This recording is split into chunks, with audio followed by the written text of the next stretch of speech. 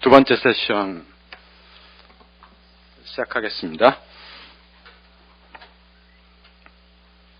저는 두 번째 세션의 사회를 맡은 이호중입니다. 현재 서강대학교 법학전문대학원에 형사법 전공하고 있고요. 천주교인권위원회에서 같이 일하고 있습니다. 네, 반갑습니다. 네. 먼저 오늘 두 번째 세션에 발표를 해주실 분들을 먼저 좀 소개를 드리고 시작하는 것으로 하겠습니다. 먼저 캐나다 노총의 노동안전환경위원장으로 계신 안드레아 퍼트 씨 나오셨습니다. 네. 호주 노총의 건설 산림 광산 에너지 노조의 빅토리아 지부에 계신 제라드 아이어스 씨 나오셨습니다. 그리고 이제 우리나라의 기업살인법에 대해서 발제를 해주실 민변의 강문대 변호사님 나오셨습니다. 네, 원래 이 자료집에 보면 영국에서 오신 울리히 유르겐스의 발표가 이게 목차에 있는데요. 유르겐스는 주로 정부의 책임, 이제 해운 사고와 관련한 그런 제안을 주로 내용으로 해주시기 때문에 저희가 이제 2부보다는 이제 3부에서 이제 발제를 해주시는 것으로 그렇게 좀 변경하였으니까요. 이 점은 착오 없으시기 바랍니다. 발제는 아마 전부 PPT로 진행될 거고요. 발표 한 20분 정도씩 진행하고 이제 그리고 나서 플로어에 계신 여러분들과 함께 질의응답 시간을 진행하는 것으로 하겠습니다. 먼저 제가 간단히 기업살인법에 대한 내용을 좀 소개를 드리려고 하는데요. 오늘 두 번째 세션의 이제 주제가 공공안전과 기업의 법적 책임, 기업살인법의 재난예방 효과 이렇게 돼 있죠.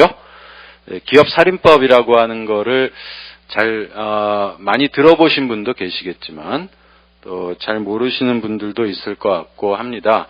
주로 오늘 발표를 해주실 분들이 특히 이제 호주와 캐나다의 이제 기업살인법에 대해서 말씀을 해주실 텐데 발제문에 이 기업살인법의 세부적인 내용에 대한 게 그렇게 많이 담겨 있지 않습니다. 이제 그래서 여러분들께서 조금 참조하시라고 자료집에 보시면 152페이지 부터 이 외국의 이제 기업살인법 현황이라고 하는 거를 이제 좀 도표로 만들어서 소개를 해놨거든요.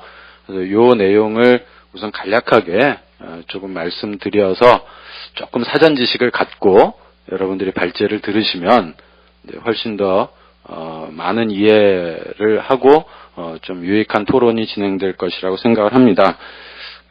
호주의 경우를 먼저 순서대로 말씀드리면 이제 호주의 이제 준주에서 산업살인법에서 Industrial Manslaughter Amendment Act라고 하는 것이 2003년도에 제정이 됐고요. 요게 이제 호주 준주의 이제 기업살인법의 내용을 구성합니다. 그래서 산업재해가 발생했을 때에 산업재해에 대해서 기업 자체의 책임을 좀 강하게 묻고 또 실제 이제 현장 관리자뿐만 아니라 좀 더 이제 책임 있는 경영진에 해당하는 사람들, 즉 기업의 경영에 이제 실제 영향을 미치거나 그런 결정에 참여하는 사람들에서 기업의 최고 경영자들에 대해서까지 좀 엄하게 처벌할 수 있도록 하는 이제 그런 내용을 담고 있는 게 좀 핵심적인 것이고요. 적용 규정은 여러분들 아마 그 표를 보시면 잘 아실 거라고 생각을 하고 처벌이 이제 기업 자체에 대한 처벌, 그리고 이제 기업의 경영 책임자들에 대한 이제 처벌이 가능한데, 이 경우에 또 좀 특이한 내용은 이제 법원이 이제 그러한 위반 행위 사실을 좀 신문이나 방송 또는 그 기업의 연간 보고서 같은 거를 통해서 공개하도록 하는 명령을 내릴 수 있도록 하는 제도를 두고 있는 것도 특색이라고 얘기할 수 있습니다.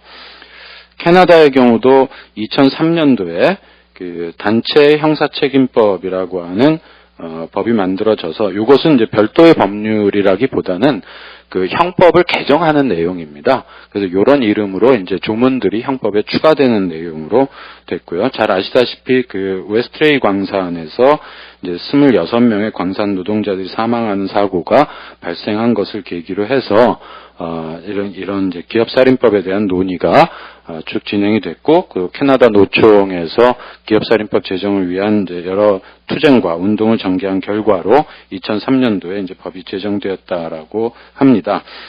그 호주와는 조금 다르게 이제 산업재해뿐만 아니라 일반 재해의 경우에도 그 대상으로 삼고 있는 게 좀 특색이고요.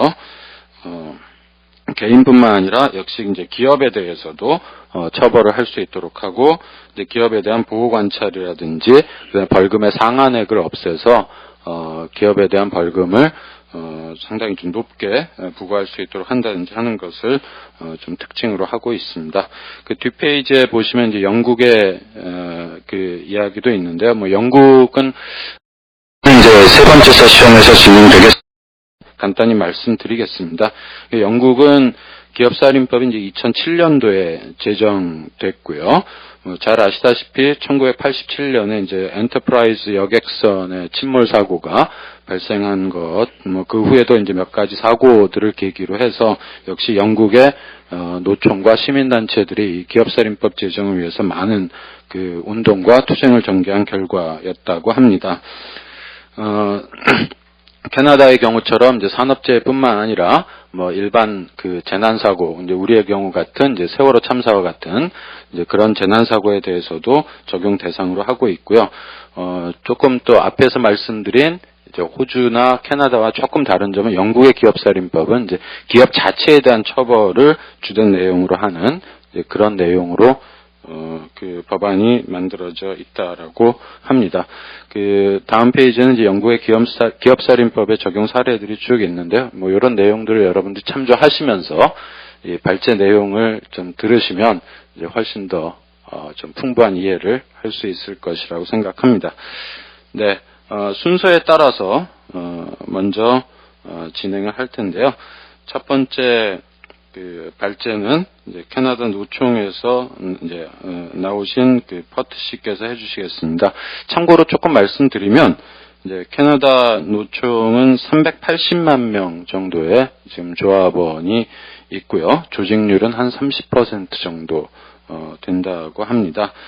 퍼트 씨는 캐나다의 그 노사정위원회 현재 안전부문에 대해서 노동계 대표로 참석해서 활동하고 계신다고 합니다.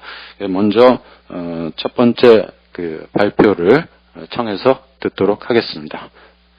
자리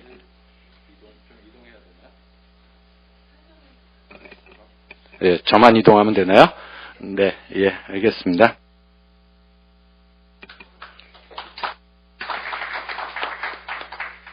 Thank you. Greetings from Canada. I'm Andrea Peart with the Canadian Labour Congress.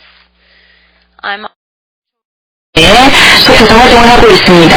그리고 캐나다의 경험을 여러분과 공유할 수 있는 기회를 갖게 되어서 영광입니다.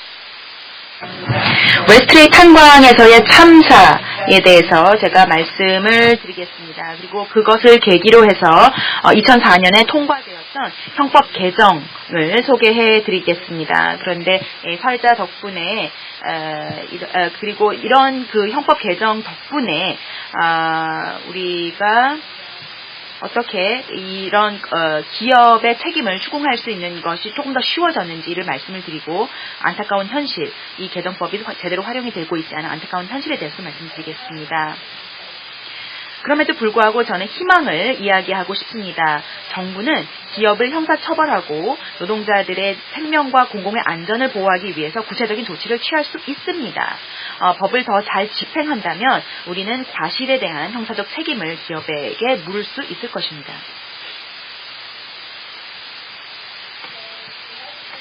이 웨스트레이 광산 참사에 대해서 말씀을 드리겠습니다.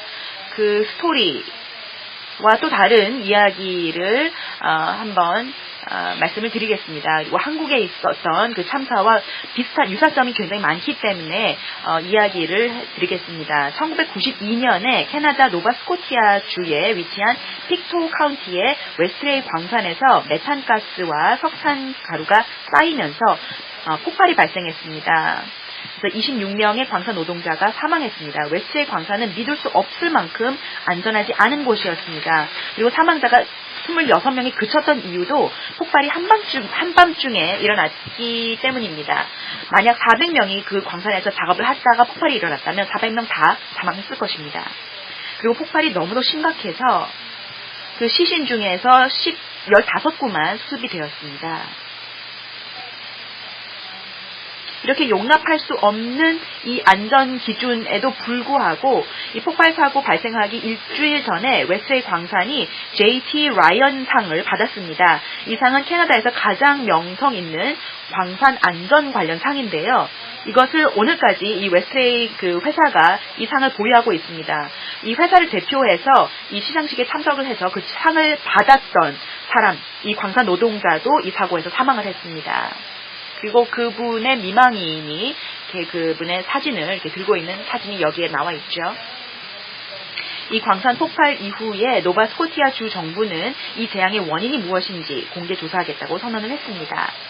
그리고 존경을 많이 받는 피터 리처드라는 판사가 76일 동안 증언을 청취해서 공개 조사를 주도했습니다. 이 리처드 판사는 폭발과 광부들의 죽음이 기업의 과실과 또 부실 관리 그리고 정부의 졸렬함과 또 무관심이 라고 이야기를 했습니다. 그리고 그 동시에 이런 결론을 내렸습니다. 이런 판결을 내렸습니다. 첫 번째로는 보건과 안전을 위한 광산의 내부적 책임 시스템이 작동하지 않았다는 것이고요. 그리고 두 번째, 광산의 경영자들이 아주 뻔뻔하게 보건과 안전에 관한 규제를 대놓고 무시했습니다. 그리고 세 번째로는 광산 경영자들은 광부들을 협박과 해고로 위협하고 강압을 했습니다. 그러니까 그 안전 규제를 지적을 하면 안전 문제를 지적을 하면은 바로 해고가 되고 해고가 된 사람은 지금 굶고 있다. 그리고 네가 너를 해고하고 나면은 이 자리를 채울 수 있는 사람들이 이만큼 있다라고 하면서 협박을 했습니다. 그리고 또 마지막으로 정부 감독관과 공무원들이 감독 책임을 제대로 지지 않았다는 것입니다. 이 리처드 판사는 캐나다 정부가 기업과 기업 임원들이 업무 현장의 안전에 책임을 질 수 있도록 형법을 개정을 해야 된다라는 그런 권고를 포함해서 노동자의 보건과 안전을 개선할 수 있도록 70개 이상의 권고를 만들도록 했습니다. 이 웨스트레이 사건으로 생산된 이 형법 수정 조항을 보면요. 사실 그 어떤 개인이나 기업도 이 웨스트레이 탄광에서 사고가 일어난 당시에는 그 광부들의 참사를 책임지기 위해서 제대로 기소되지 않았습니다. 그 당시 캐나다 형법으로는 중대재해에 대해서 기업과 기업 간부들을 처벌하기가 굉장히 힘들었습니다. 당시에는 그렇게 형사법으로 처벌을 하기 위해서는 기업 간부들을 처벌하기 위해서는 의도가 있었다. 그리고 기업의 지배 마인드가 있었다라는 것을 입증해야 했습니다.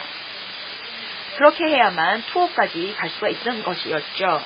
그런데 그러기는 굉장히 어려웠습니다.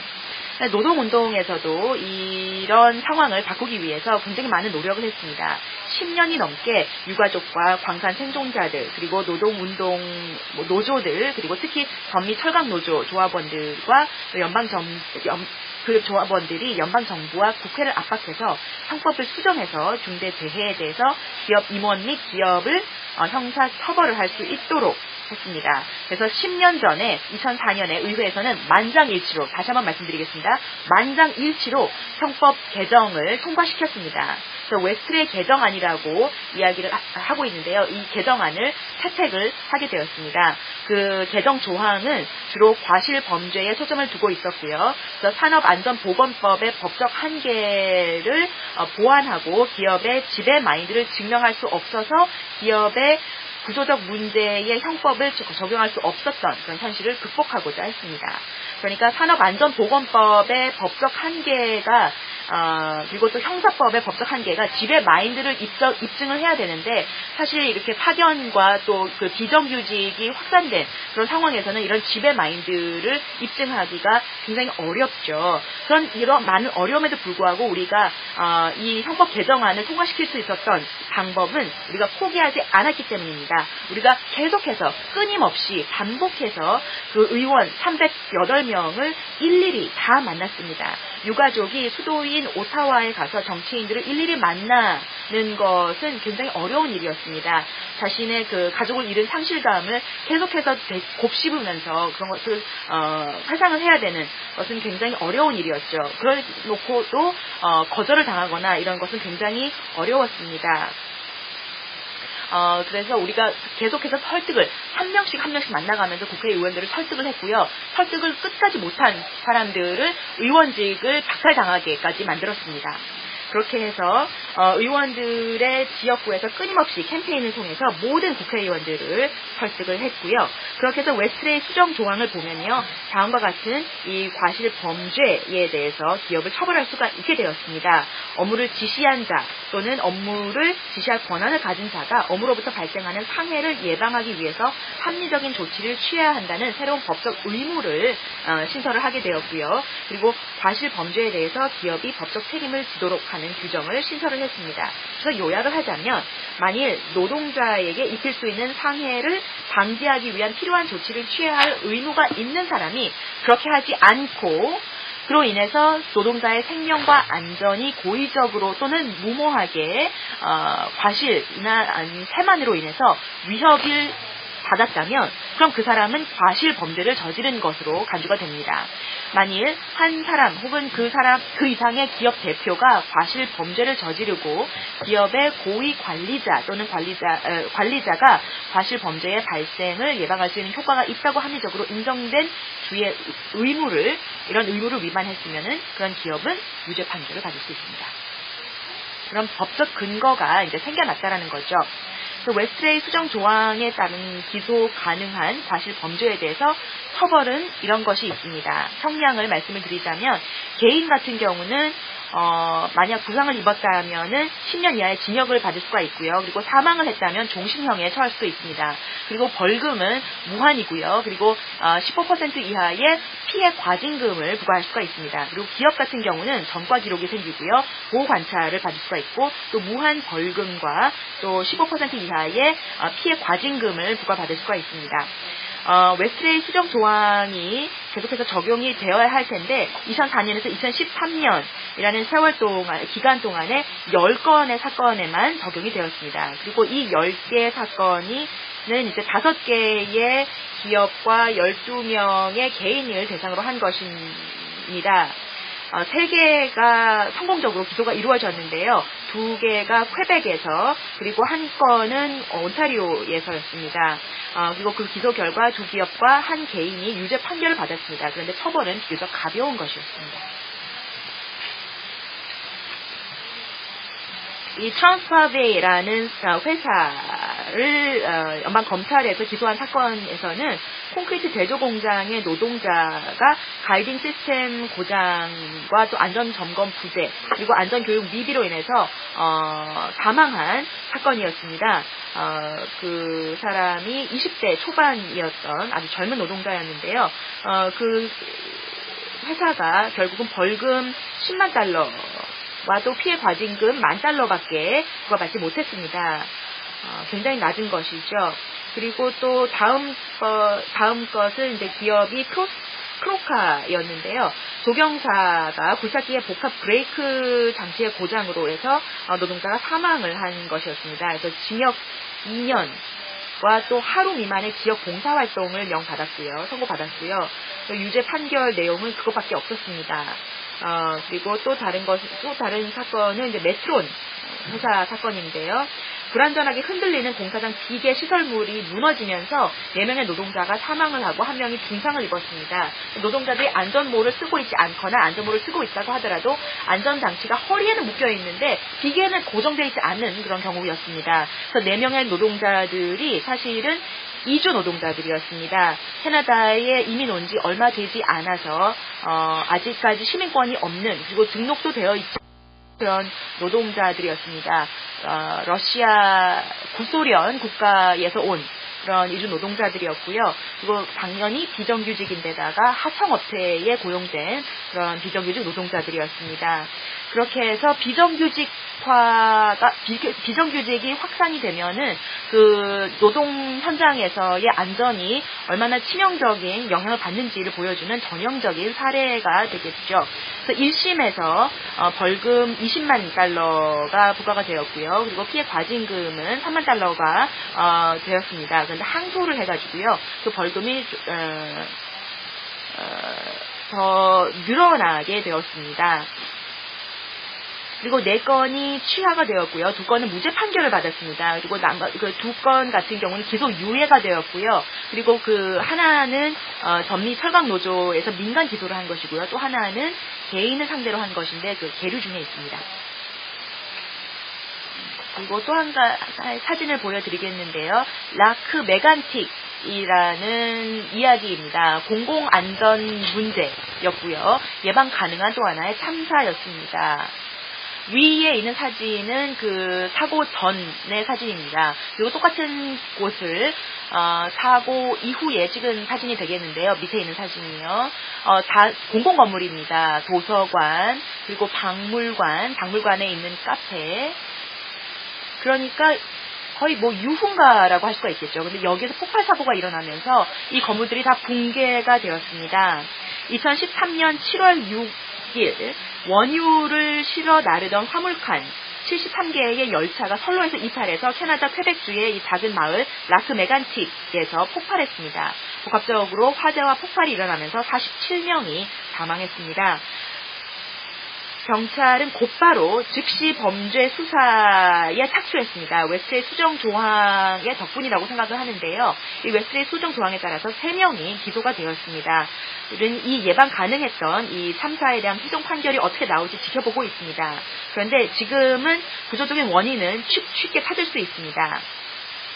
첫 번째로는 캐나다 교통국의 열차 운행 규정이 모호해서 충분하게 집행되지 않았고 규정 면제가 지나치게 많이 인정이 되었습니다. 또 캐나다 교통국은 형편없는 안전 기록을 갖고 있는 이 몬트리올 메인 앤 아틀란틱 철도 회사의 대량의 위험한 화물 원유를 단 한 사람의 직원이 실어 나를 수 있도록 허락을 했고요. 이런 것은 규정 준수를 면제해준 대표적인 예가 되겠습니다. 그리고 또 캐나다의 교통국의 안전평가 절차와 협약이 규정이 결함이 굉장히 많았고요. 그리고 안전관리 시스템도 결함이 많았습니다. 특히 관리 감독이 불충분했다는 것입니다. 그리고 마지막으로 열차로 많은 원유를 운반하고 있었지만 급증하는 오일 운반량에 비해서 규제 인력과 재정은 턱없이 모자랐습니다. 그러니까 한마디로 요약을 하자면 안전감독이 부족했고 법 집행이 부족했고 규제 인력 예산이 부족했다라는 것. 이것이 참사를 빚었다라는 것입니다. 그렇기 때문에 해결책도 간단합니다. 안전감독을 더 잘해야 되고요. 법 집행을 더 잘해야 되고요. 그리고 또 위험 물질 운반과 운송에 대해서 규제를 강화해야 됩니다. 그리고 이런 규제를 집행할 수 있는 인력과 예산을 더 보충을 해야 할 것입니다. 이러한 많은 원인에도 불구하고 이런 것이 조사가 되었고 웨스트레이 수정 조항 덕분에 사람이 기소가 되기는 했습니다. 하지만 이 웨스트레이 수정 조항이 더 많이 활용이 되어야 할 텐데 아직까지는 그렇게 많이 활용이 되지 않고 있습니다. 그 이유를 한번 살펴보겠습니다. 사실 이 웨스트레이 그 수정 조항이 한번 개정이 되고 나서 끝나는 것이 아니라 이것은 이제 현재 진행형이라고 볼 수가 있겠습니다. 그리고 우리가 이것을 다시 한번 할 수 있는 기회가 있었더라면 그러면 조금 더 잘했을 부분이, 아쉬운 부분이 있습니다. 이 웨스트레이 수정 조항이 제대로 활용이 되지 않고 있는 이유를 설명을 드리면, 일단은 경찰, 연방검찰, 지방의 안전보건감독관들은 이 산재 사망과 중대재해의 후과와 형사처벌의 중요성을 인식하지 못하고 있는 것 같습니다. 그래서 음주운전이나 가정폭력, 이런 것을 과연 기소를 해야 되느냐, 이런 것에 대해서 회의를 표현하는 것, 이런 것과 좀 비슷한 것 같습니다. 유사한 것 같습니다. 그러니까 태도가 안 좋은 인식을 가지고 있다는 거죠. 산재 사망이나 중대재해, 이런 것은 이제 지방 차원에서의 그런 규제에 관한 문제이지 형법적으로 처벌할 사항이 아니다라는 그런 잘못된 인식이 아직까지 있다라는 거죠. 그 다음에 두 번째로는 경찰과 연방검찰이 웨스트레이 수정 조항 활용하는 데 필요한 지식, 교육, 훈련, 자원, 이런 것이 부족하다라는 거죠. 그래서 우리가 다시 할 수 있는 기회가 있다면 일단 경찰이나 법 집행기관들을 훨씬 더 많이 훈련을 할 수 있는 기회를 요구를 했을 것 같습니다. 그리고 그것을 법적으로 규정을 했을 것 같습니다. 또 중대재해를 조사하는 데 있어서 보건과 안전감독관, 경찰, 연방정부 검찰관 간의 협력이 부족했고요. 그리고 정부와 사용자들이 심각한 산업재해를 유발하는 과실범죄를 기업이 책임지게 만드는 방법과 이런 것을 약화시킬 수 있는 방향으로 규제를 지속적으로 지지를 하고 있습니다.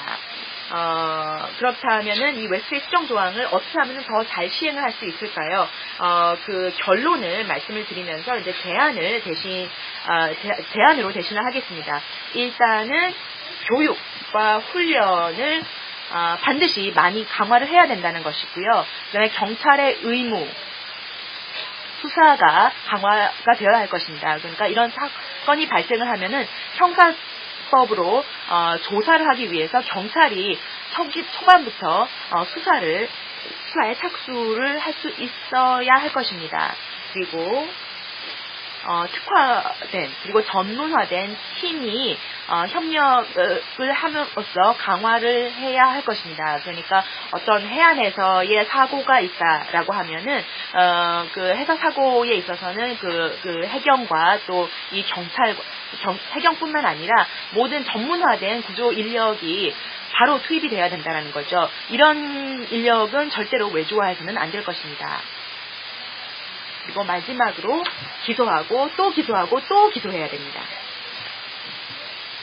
그러니까 이런 재난 사고에 있어서 기소를 전문으로 하고 있는 그런 검찰들이 있어야 합니다. 그러니까 특수 범죄에 대해서는 전담하고 있는 검사가 있지 않습니까? 뭐 마약범이나 아니면 뭐 특수 범죄나 뭐 이런 것과 마찬가지로 이런 재난, 산업재해나 이런 그 공공안전사고에 대해서도 이런 것을 전담할 수 있는 검사가 필요합니다. 또 결론을 말씀드리면, 일단 지금 벌금이라는 것이 충분하지 않다라는 그런 인식이 확산이 되어야 할 것입니다. 벌금으로는 억지력이 부족합니다. 형사법으로 다스려야 할 것입니다. 그리고 또 산재 사망은 살인이다라는 그런 인식이 또 확산이 되어야 할 것입니다. 그러니까 살인이라는 범죄가 적용이 될 수 있어야 할 것입니다. 그리고 규제가 완화가 되면, 그리고 계속해서 이렇게 그 사망 사고에 대해서 산재 사망에 대해서 법적 책임을 물지 않게 되면은, 그러면은 이런 사망 사고는, 그리고 산업재해는 계속해서 올라갈 수밖에 없다라는 인식이 훨씬 더 많이 확산이 되어야 할 것입니다. 그리고 다시 한번 말씀을 드립니다. 전문화된 팀이 협력을 강화해야 하고요. 그리고 경찰의 의무수사가 있어야 하고, 교육이 있어야 하고, 또 기소하고 또 기소하고, 계속해서 기소를 해야 할 것입니다. 다시 한번 그 말씀을 드려야 할 것입니다. 그리고 또 그 기업 살인법에 대해서도 많은 사람들이 이야기를 했기 때문에 이야기를 하지 않겠지만, 이런 기업 살인법이 있다라고 하면은 이것을 집행하는 것, 그리고 이런 법에 의존을 해서 형사법으로 이 기업과 기업 경영인들을 처벌하는 것이 필요하다라는 것이죠. 그리고 또 한 가지 조언을 드리자면, 이렇게 지금이 이제 공공 안전에 대해서 그리고 그 산업 안전에 대해서 이렇게 사람들이 그 필요성을 느낄 때에 대중 여론을 우리가 적극 활용을 해야 된다는 것이고요. 그리고 ILO에 ILO에 대해서 잠깐 말씀을 드리겠습니다. 이 ILO 국제노동기구의 서울 선언문이 있습니다. 그리고 지금 이것과 관련된 산업 안전과 관련해서 협약 187호와 또 155호가 기준이 되었습니다. 한국에서는 기준을 했습니다. 그런데 한국 정부가 정말로 효율적인 노동 감독 제도를 시행을 하기 위해서 정부의 역할을 과연 수행하고 있을까요? 저는 아니라고 봅니다. 그래서 이렇게 협약을 준수할 수 있도록 정부를 압박하고 또 그리고 현장에서 이런 위험 작업에 대해서 그 안전을 도모할 수 있도록 개입을 할 수 있는 노동자들의 권리가 보장이 되어야 할 것이라고 생각합니다. 저는 안건이라는 것은 정원과 같아서 항상 돌보고 물을 주고 충분한 햇빛을 받게 해줘야 된다고 생각합니다. 그래야만 뿌리가 튼튼해지겠죠. 감독관은 그저 그냥 단순히 가끔 들려서 꽃이 있는지 없는지 확인하는 것이 되어서는 안 됩니다. 꾸준히 물을 주고 계속해서 그 정원에 상주를 해야 된다는 거죠. 한국 기업들의 평판 리스크가 있습니다. 그리고 또 한국 기업들이 이런 식으로 안지 못하게 이런 사람들이 사망에 이르게까지 하는 그런 식의 운영 방식을 가지고 있다는 것은 이제 국제적인 평판을 굉장히 안 좋게 하는 것이고요. 한국 기업들이 이렇게 평판이 안 좋아지면은 이것은 한국 경제에도 안 좋은 영향을 미칠 것입니다.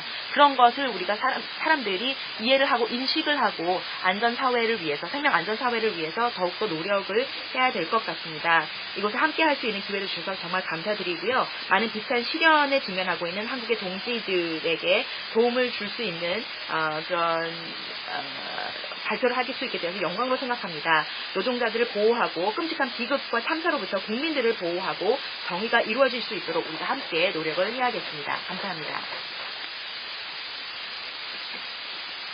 네, 고맙습니다. 그냥 제가 이 자리에서 그냥 얘기할게요. 네,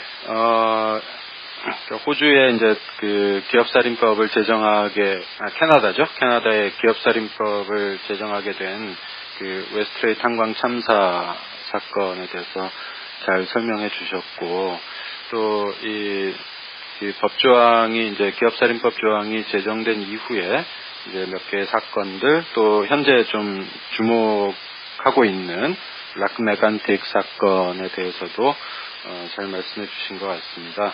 네, 그런데 또 한편으로는 또 이런 기업살인법에 규정이 들어온다고 해서 모든 게 해결되는 것이 아니고, 또 여전히 또 중요한 노력들이 좀 필요하다라고 하는 말씀을 해주셨는데요. 굉장히 의미 있는 그 보완책을 말씀해 주신 것 같아요. 교육과 훈련의 중요성뿐만 아니라 경찰이 이제 의무적으로 수사하게 하는 제도를 좀 도입해야 되지 않느냐.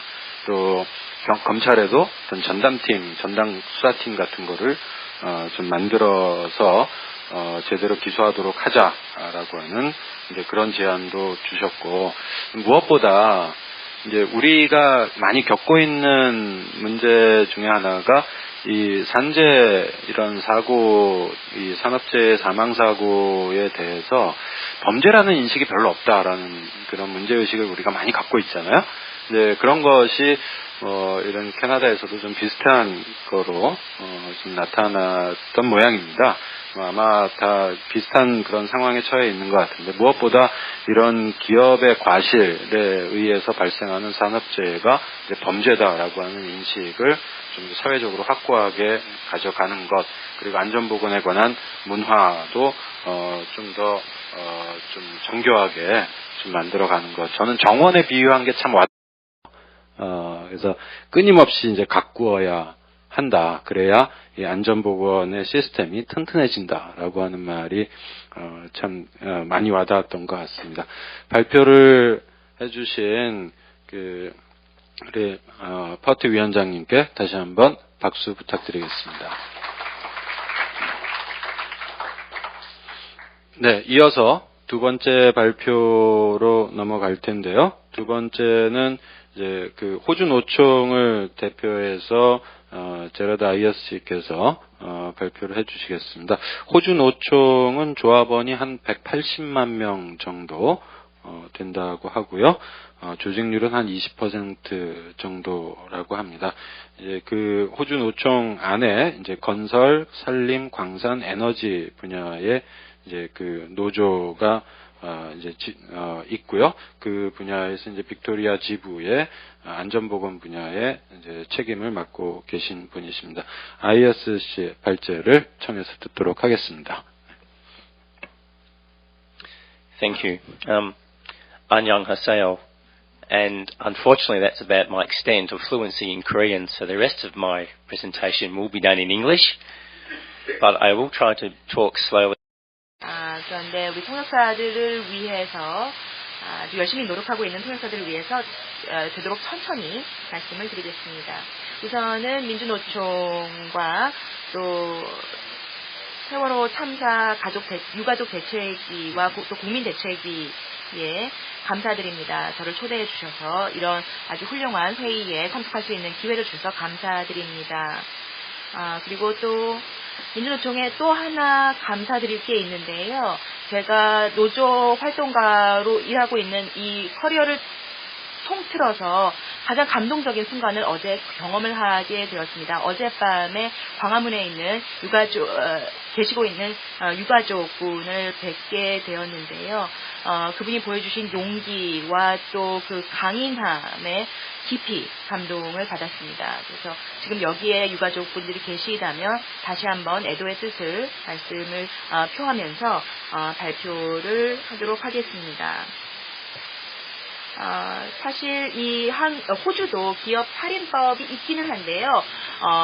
전국적으로 있는 것이 아니라 그 수도 준주 한 곳에만 있습니다. 호주 수도 준주에만 있습니다.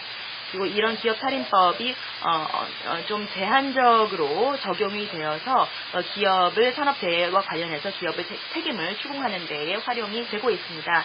제가 접하게 된 아주 유용한 그 인용문을 가지고 시작을 해보겠습니다. 이 보건안전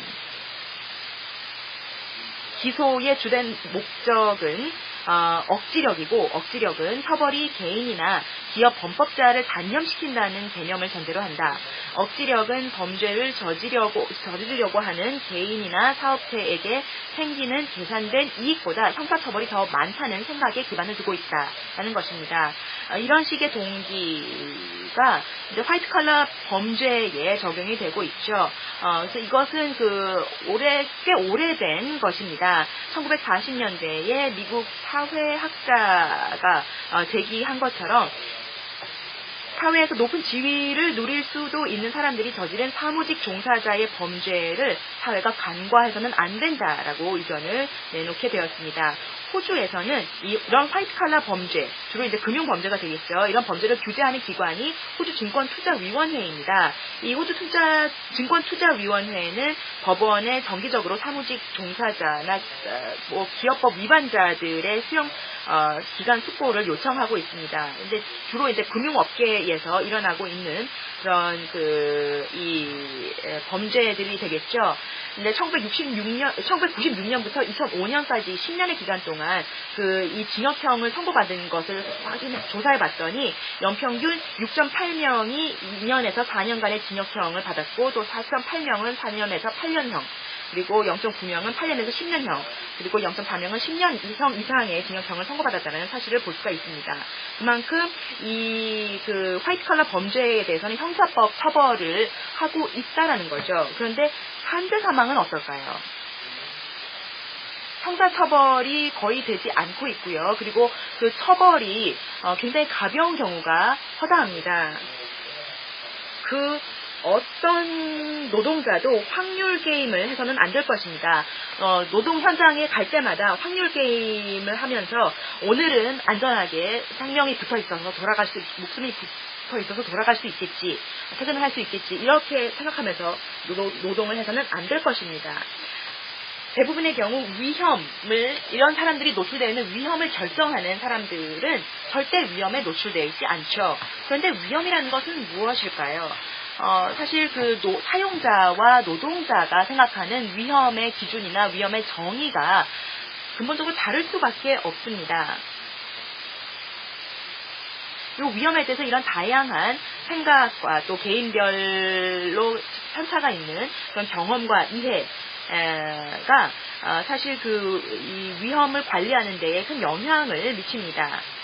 위험은 단순히 피해 또는 손실 확률 기준이라는 거죠. 우리 모두 각자 위험을 서로 다르게 이해하고 있는 것처럼 소위 허용 가능한 위험, 용납 가능한 위험을 규정하는 데 있어서도 다 편차가 있습니다. 그리고 권력 공백과 정치, 수많은 세계관, 그리고 지속적으로 모든 종류의 편견과 변화에 영향을 받는 동기에 따라서 가치 판단일 뿐이라는 거죠. 이 위험이라는 것이요.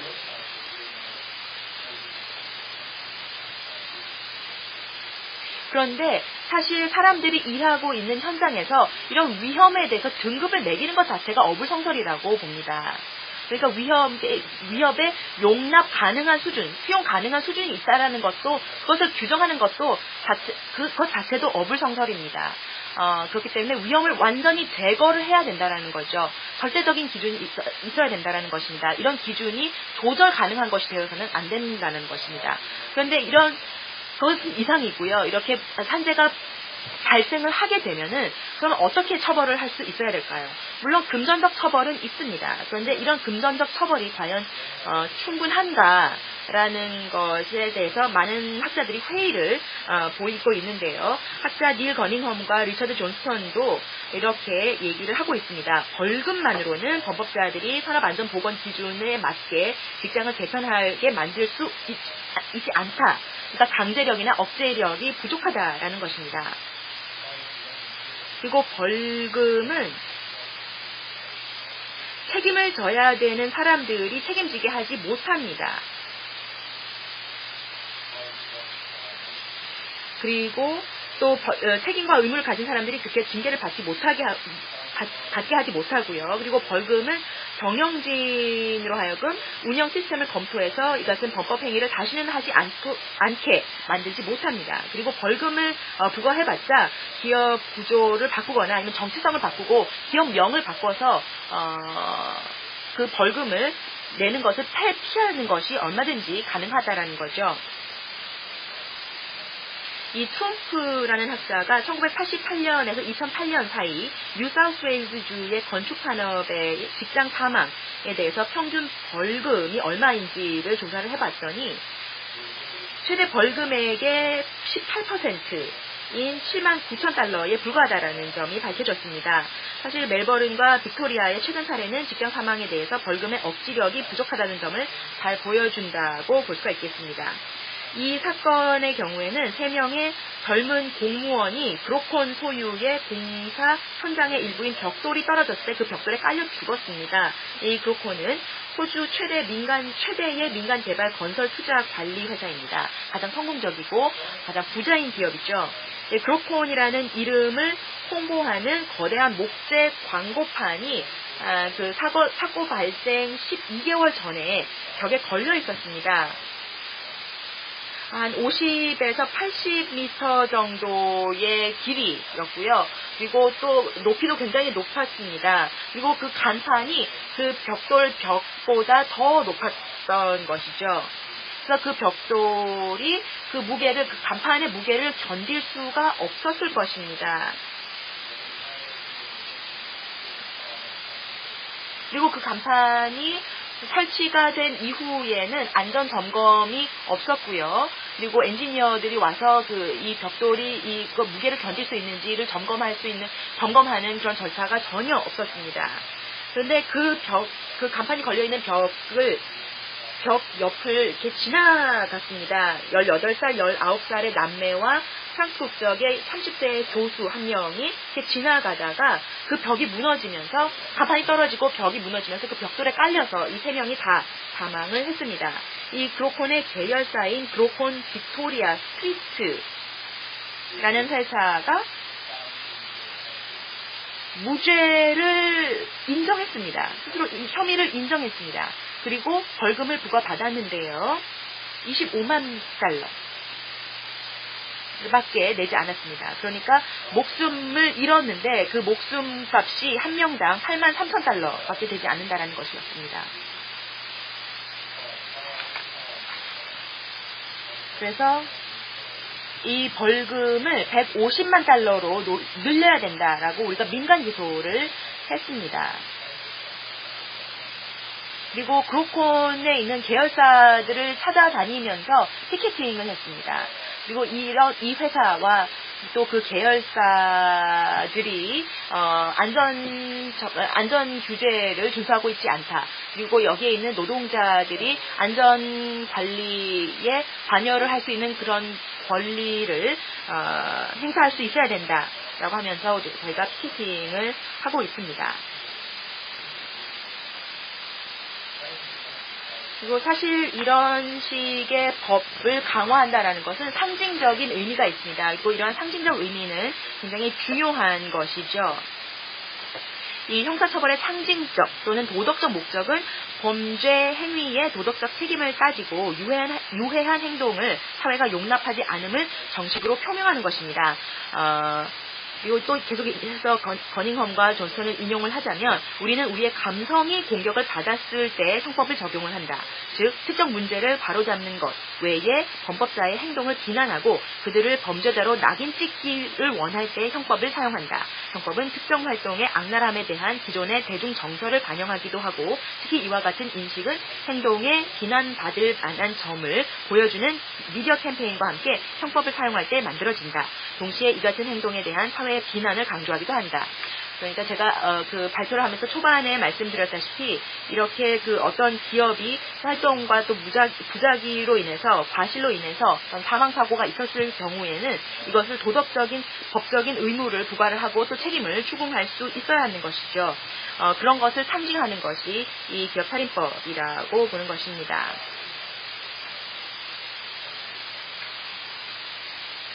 지금 현재 지금의 이 산업안전보건법만 가지고는 억제력이 부족하고요. 지금 가지고 있는 기업 살인법 또 부족할 수 있다라는 것입니다. 그 한계는 우리가 인정을 하고 있습니다. 그러니까 도덕적인 의무와 또 법적인 의무를 다 우리가 부과를 하고 또 이것이 제대로 의무를 수행할 수 있도록 우리가 해야 한다라는 것입니다.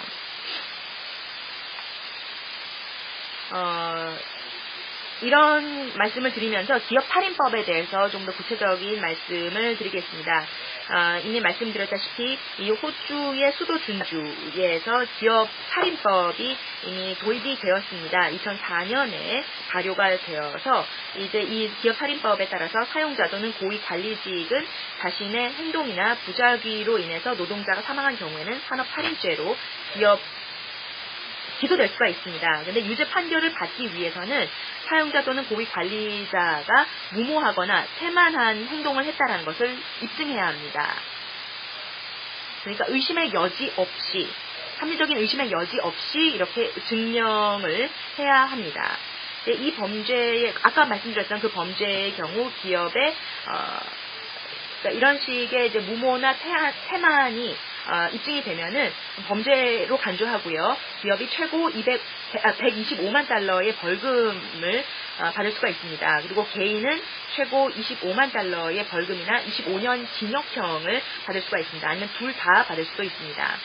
또 이 법에 따르면 법원은 기업에게 최고 500만 달러에 달하는 지역사회 프로젝트를 수행하도록 명령을 내릴 수가 있습니다.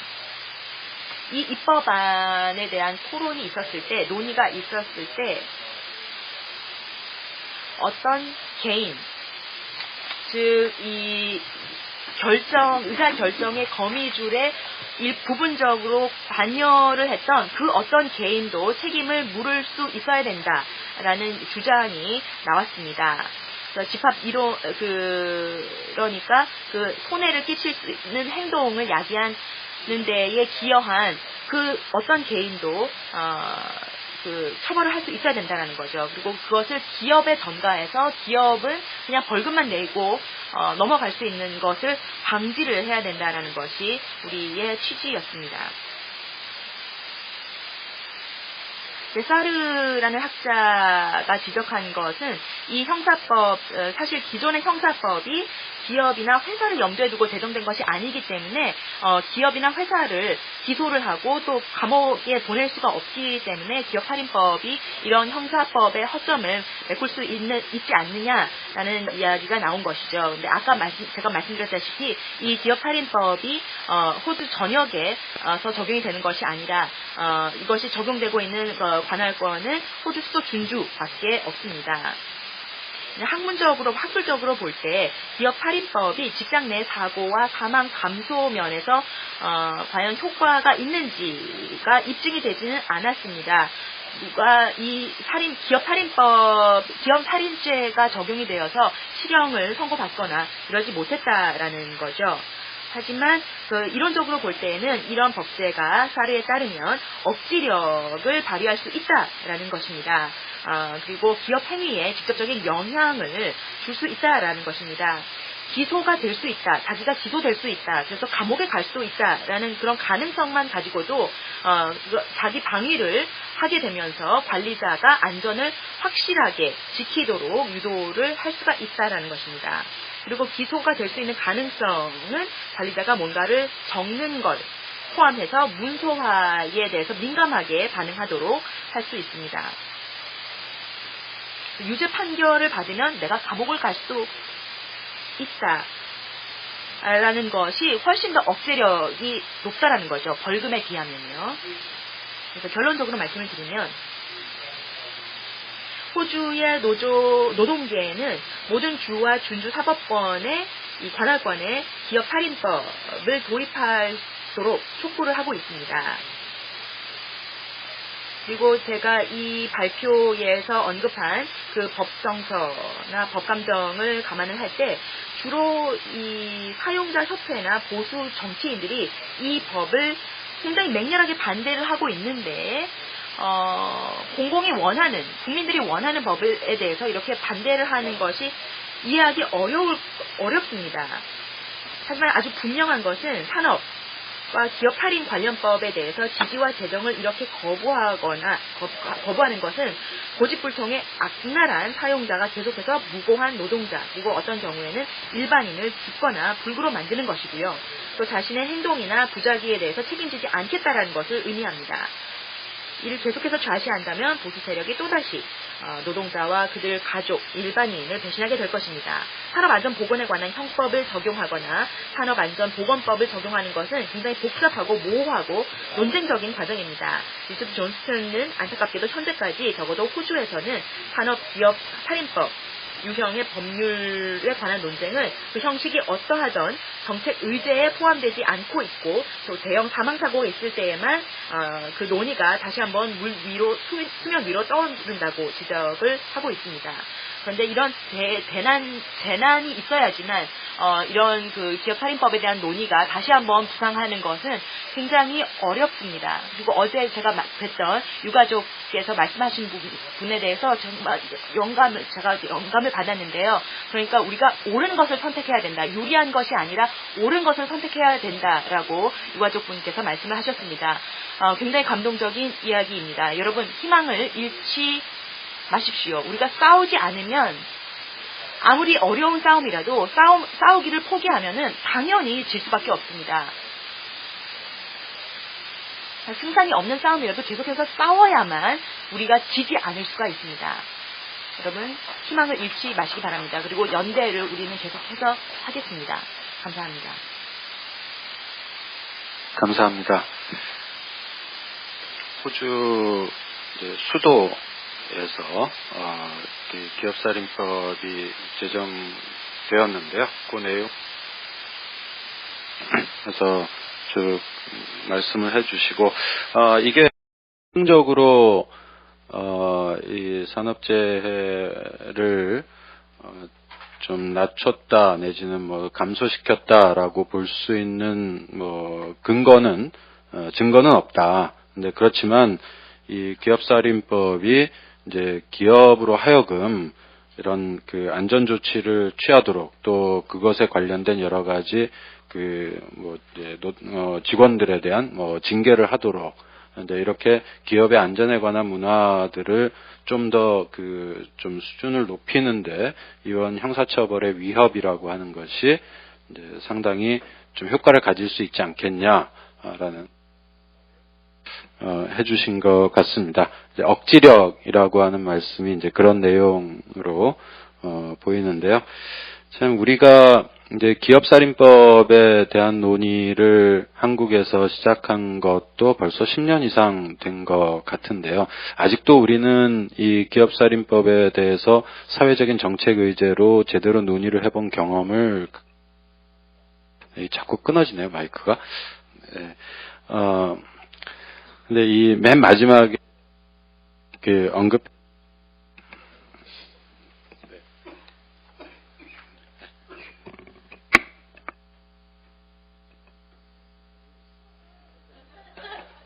이쪽 거 쓸까요?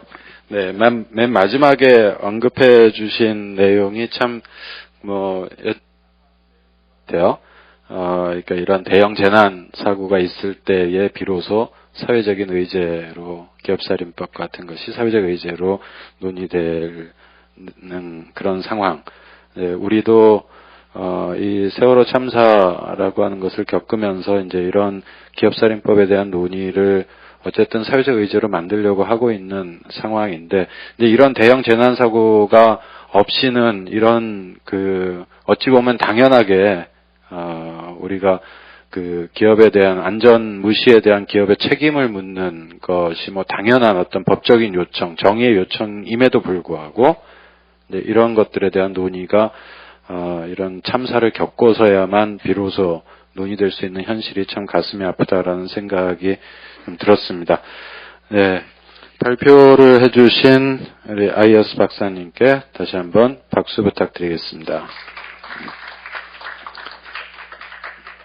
네, 세 번째는 이제 우리나라에서 기업살인법 논의 과정과 이제 쟁점에 대해서 쭉 정리를 해서 발표를 해주시겠습니다.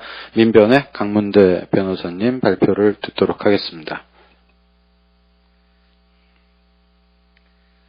예, 반갑습니다. 잘 들리시나요? 예, 제 말을 듣기가 좀 불편하신 분은 영어로 들어도 아무 상관이 없습니다.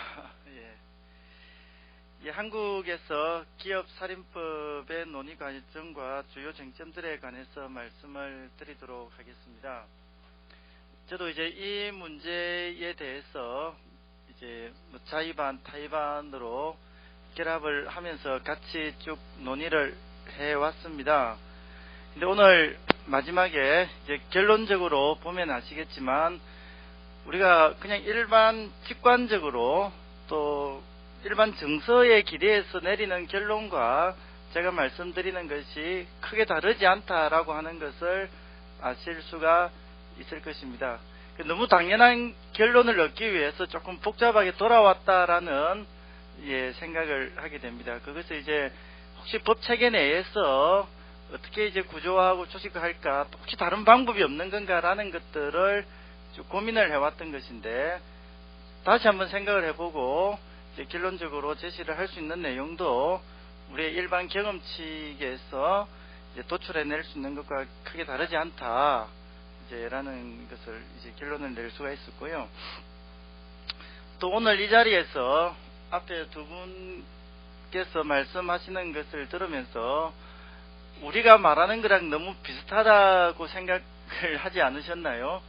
예, 이거 번역한 걸 주면서 이 자리에 없었던 분한테 보여주고 우리나라 사례다라고 말을 해도 똑같은 느낌과 결론에 도달했다라고 아마 판단을 할 수 있지 않겠나 싶습니다. 즉, 우리의 일반적인 경험에 비추어서 우리가 내리는 결론이 국제적으로도 이제 동일한 결론에 이를 수 있다. 이제 이런 결론을 이 자리에서 좀 성과로서 얘기할 수 있을 것 같습니다. 어쨌든 제가 빙빙 돌아서 어렵게 도달한 결론에 대해서 일단 간단하게 말씀을 좀 드려보도록 하겠습니다. 한국에서 기업살인법이 제기된 배경은 다 아시는 것처럼 이제 산업재해 사고가 너무 많이 발생을 하고 있다는 것이죠. 지금 통계가 정리되어 있는 2012년도를 기준으로 보면 이제 사망자가 1864명입니다. 부상자, 업무상 질병 이환자도 이렇게 많이 나와 있습니다. 그래서 이제 그 기업과 기업 경영자를 좀 실효성 있게 처벌하는 법률안에 대한 관심이 고조가 되고 있습니다. 또 한편에서는 공중재해 사고도 지금 급증을 하고 있습니다. 이제 산업재해 외에도 이제 일반 시민들이 피해자가 되는 사고도 많이 발생을 하고 있다는 것이죠.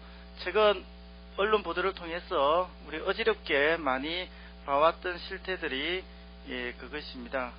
이제 이래서 위험 통제를 좀 공공적으로 할 필요가 있지 않나, 이제 이런 논의가 지금 이루어지게 되었습니다.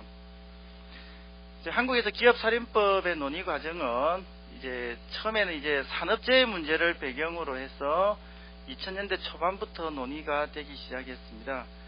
이제 처음에는 그 공중재해에 일반 시민재해를 제가 이렇게 표현을 해보았습니다. 공중재해는 논의 대상이 아니었죠.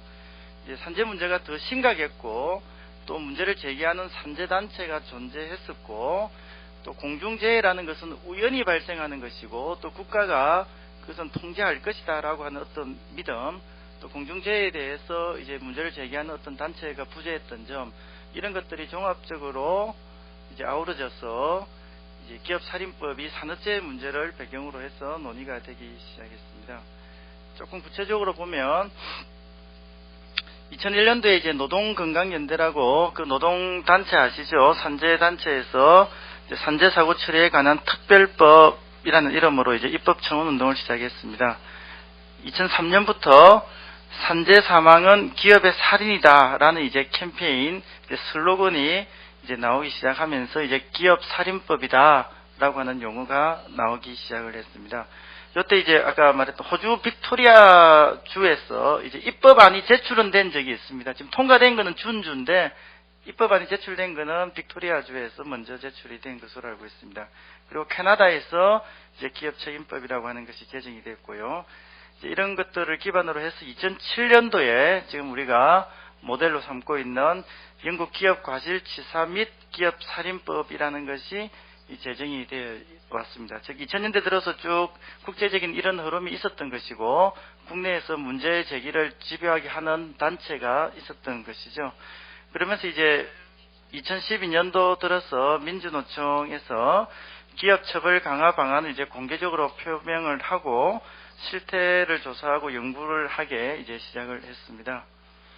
이제 이런 논의들이 좀 이제 많이 결론의 성과를 내 가지고요. 이제 기업살인법이라고 직접 법명에 이름을 붙이는 것이든 법명에 이름을 붙이지는 않았지만 이제 표방을 그렇게 하는 이제 법안들이 이제 제출이 되기 시작을 했습니다. 정의당의 심상정 의원이 제출한 산업안전보건범죄 단속 및 가중처벌 등에 관한 법률이라는 것이 있고요. 김순동 의원이 이제 기업살인처벌법안이라고 아주 직설적으로 이제 표현을 해서 제출을 했고, 한정혜 의원은 산업안전보건법 개정안을 냈는데 이 내용 속에 이제 기업살인법에서 논의됐던 많은 문제의식들을 지금 담고서 이렇게 제출을 하였습니다. 근데 여기에 관심 있는 사람들은 알고 계시겠지만 최근에 불과 한 달 전입니다. 한 달 전쯤에 검찰이 입장을 냈어요. 이제 기업책임법을 제정하는 것을 추진하겠다 이렇게 나온 겁니다. 저도 보고 깜짝 놀랐는데요. 마치 우리 세미나를 옆에서 엿듣고 있다가 쟤들이 하기 전에 우리가 먼저 해봐야 되겠다라고 하는 느낌을 받을 정도로 우리가 이제 논의했던 이제 그 내용들을 이제 공개를 했습니다. 그래서 법인을 형사처벌하겠다 하고, 법인에 대한 형사처벌의 내용은 연매출액의 그 일정 비율을 벌금으로 부과를 하겠다. 이제 이런 것들이 지금 나와 있는 상태입니다. 일단 근데 이제 신문 보도 정도로 나왔고, 근데 이게 또 조선일보 사설에 그 다음날 또 언급이 되기도 했습니다. 그래서 이게 어느 정도 무게가 실려 있는지 우리가 알 수는 없지만 어쨌든 내부적으로 국가에서도 조금 문제를 삼고 있는 것은 아닌가 하는 정도의 느낌은 가지고 있습니다. 근데 이제 그 법무부에서 지금 법안을 제출해 놓고 있는 것도 있습니다. 이거는 이제 세월호 사고가 난 이후에 이제 대통령이 이제 기자들 앞에서 이제 엄벌을 취해야 된다라고 하면서 이제 지금 형량이 너무 낮다 이런 발언을 하니까 법무부에서 뚝딱해서 만들어내서 내놓은 법이 다중인명피해 범죄의 경합범 가중처벌 등에 관한 특례 법안입니다. 이것은 이제 다수인의 사망이 생긴 어떤 그런 결과가 야기한 범죄에 대해서는, 근데 이거는 이제 고의든 과실이든 묻지는 않습니다. 어쨌든 다수인이 사망하는 어떤 결과가 야기되면 그 경합범 처벌을 이제 형법으로 하는 기준이 있는데, 거기에 대해서 이제 특별 규정을 두어가지고 아주 엄하게 처벌을 하겠다라고 하는 이제 법안을 내놓았습니다. 그래서 이게 지금 여야가 요즘 합의하고 하는 국면에서 이 법은 논의조차 지금 되고 있지 않습니다. 이제 이게 법리적으로 좀 문제가 되는 점도 있고, 정부가 대통령 발언 이후에 이제 이렇게 법안은 제출했지만 크게 의지를 담고 있는 것 같지는 않고, 제가 봤을 때는 이 법에 통과가 되겠나 싶은 생각은 드는데, 어쨌든 사고가 났을 때 또 피해가 컸을 때 그 책임자들에 대해서 좀 가중처벌하려고 하는 이런 취지와 정신은 계속 좀 이어져야 되지 않겠나 하는 생각이 들었습니다. 자, 지금 현재 그럼 우리나라에서 어떤 재해가 발생을 하면 어떻게 처벌을 하는지를 조금 유념을 할 필요가 있습니다. 또 어떤 업무가 부과가 돼 있고 하는 것인데요. 일단 일반 공중재해에 대해서 보면, 일반 공중재해에 대해서는 그 재해의 어떤 모습, 양태나 원인이나 대상에 따라서 제정된 법률안이 마련이 되어 있습니다. 이제 그 나열되어 있는 법들이 그런 것입니다. 그 고압가스 안전관리법, 승강기시설 안전관리법, 뭐 항공보안법, 철도안전법 이런 식으로 여러 기준에 따라서 각각의 법률들이 다 만들어져 있는 것이죠.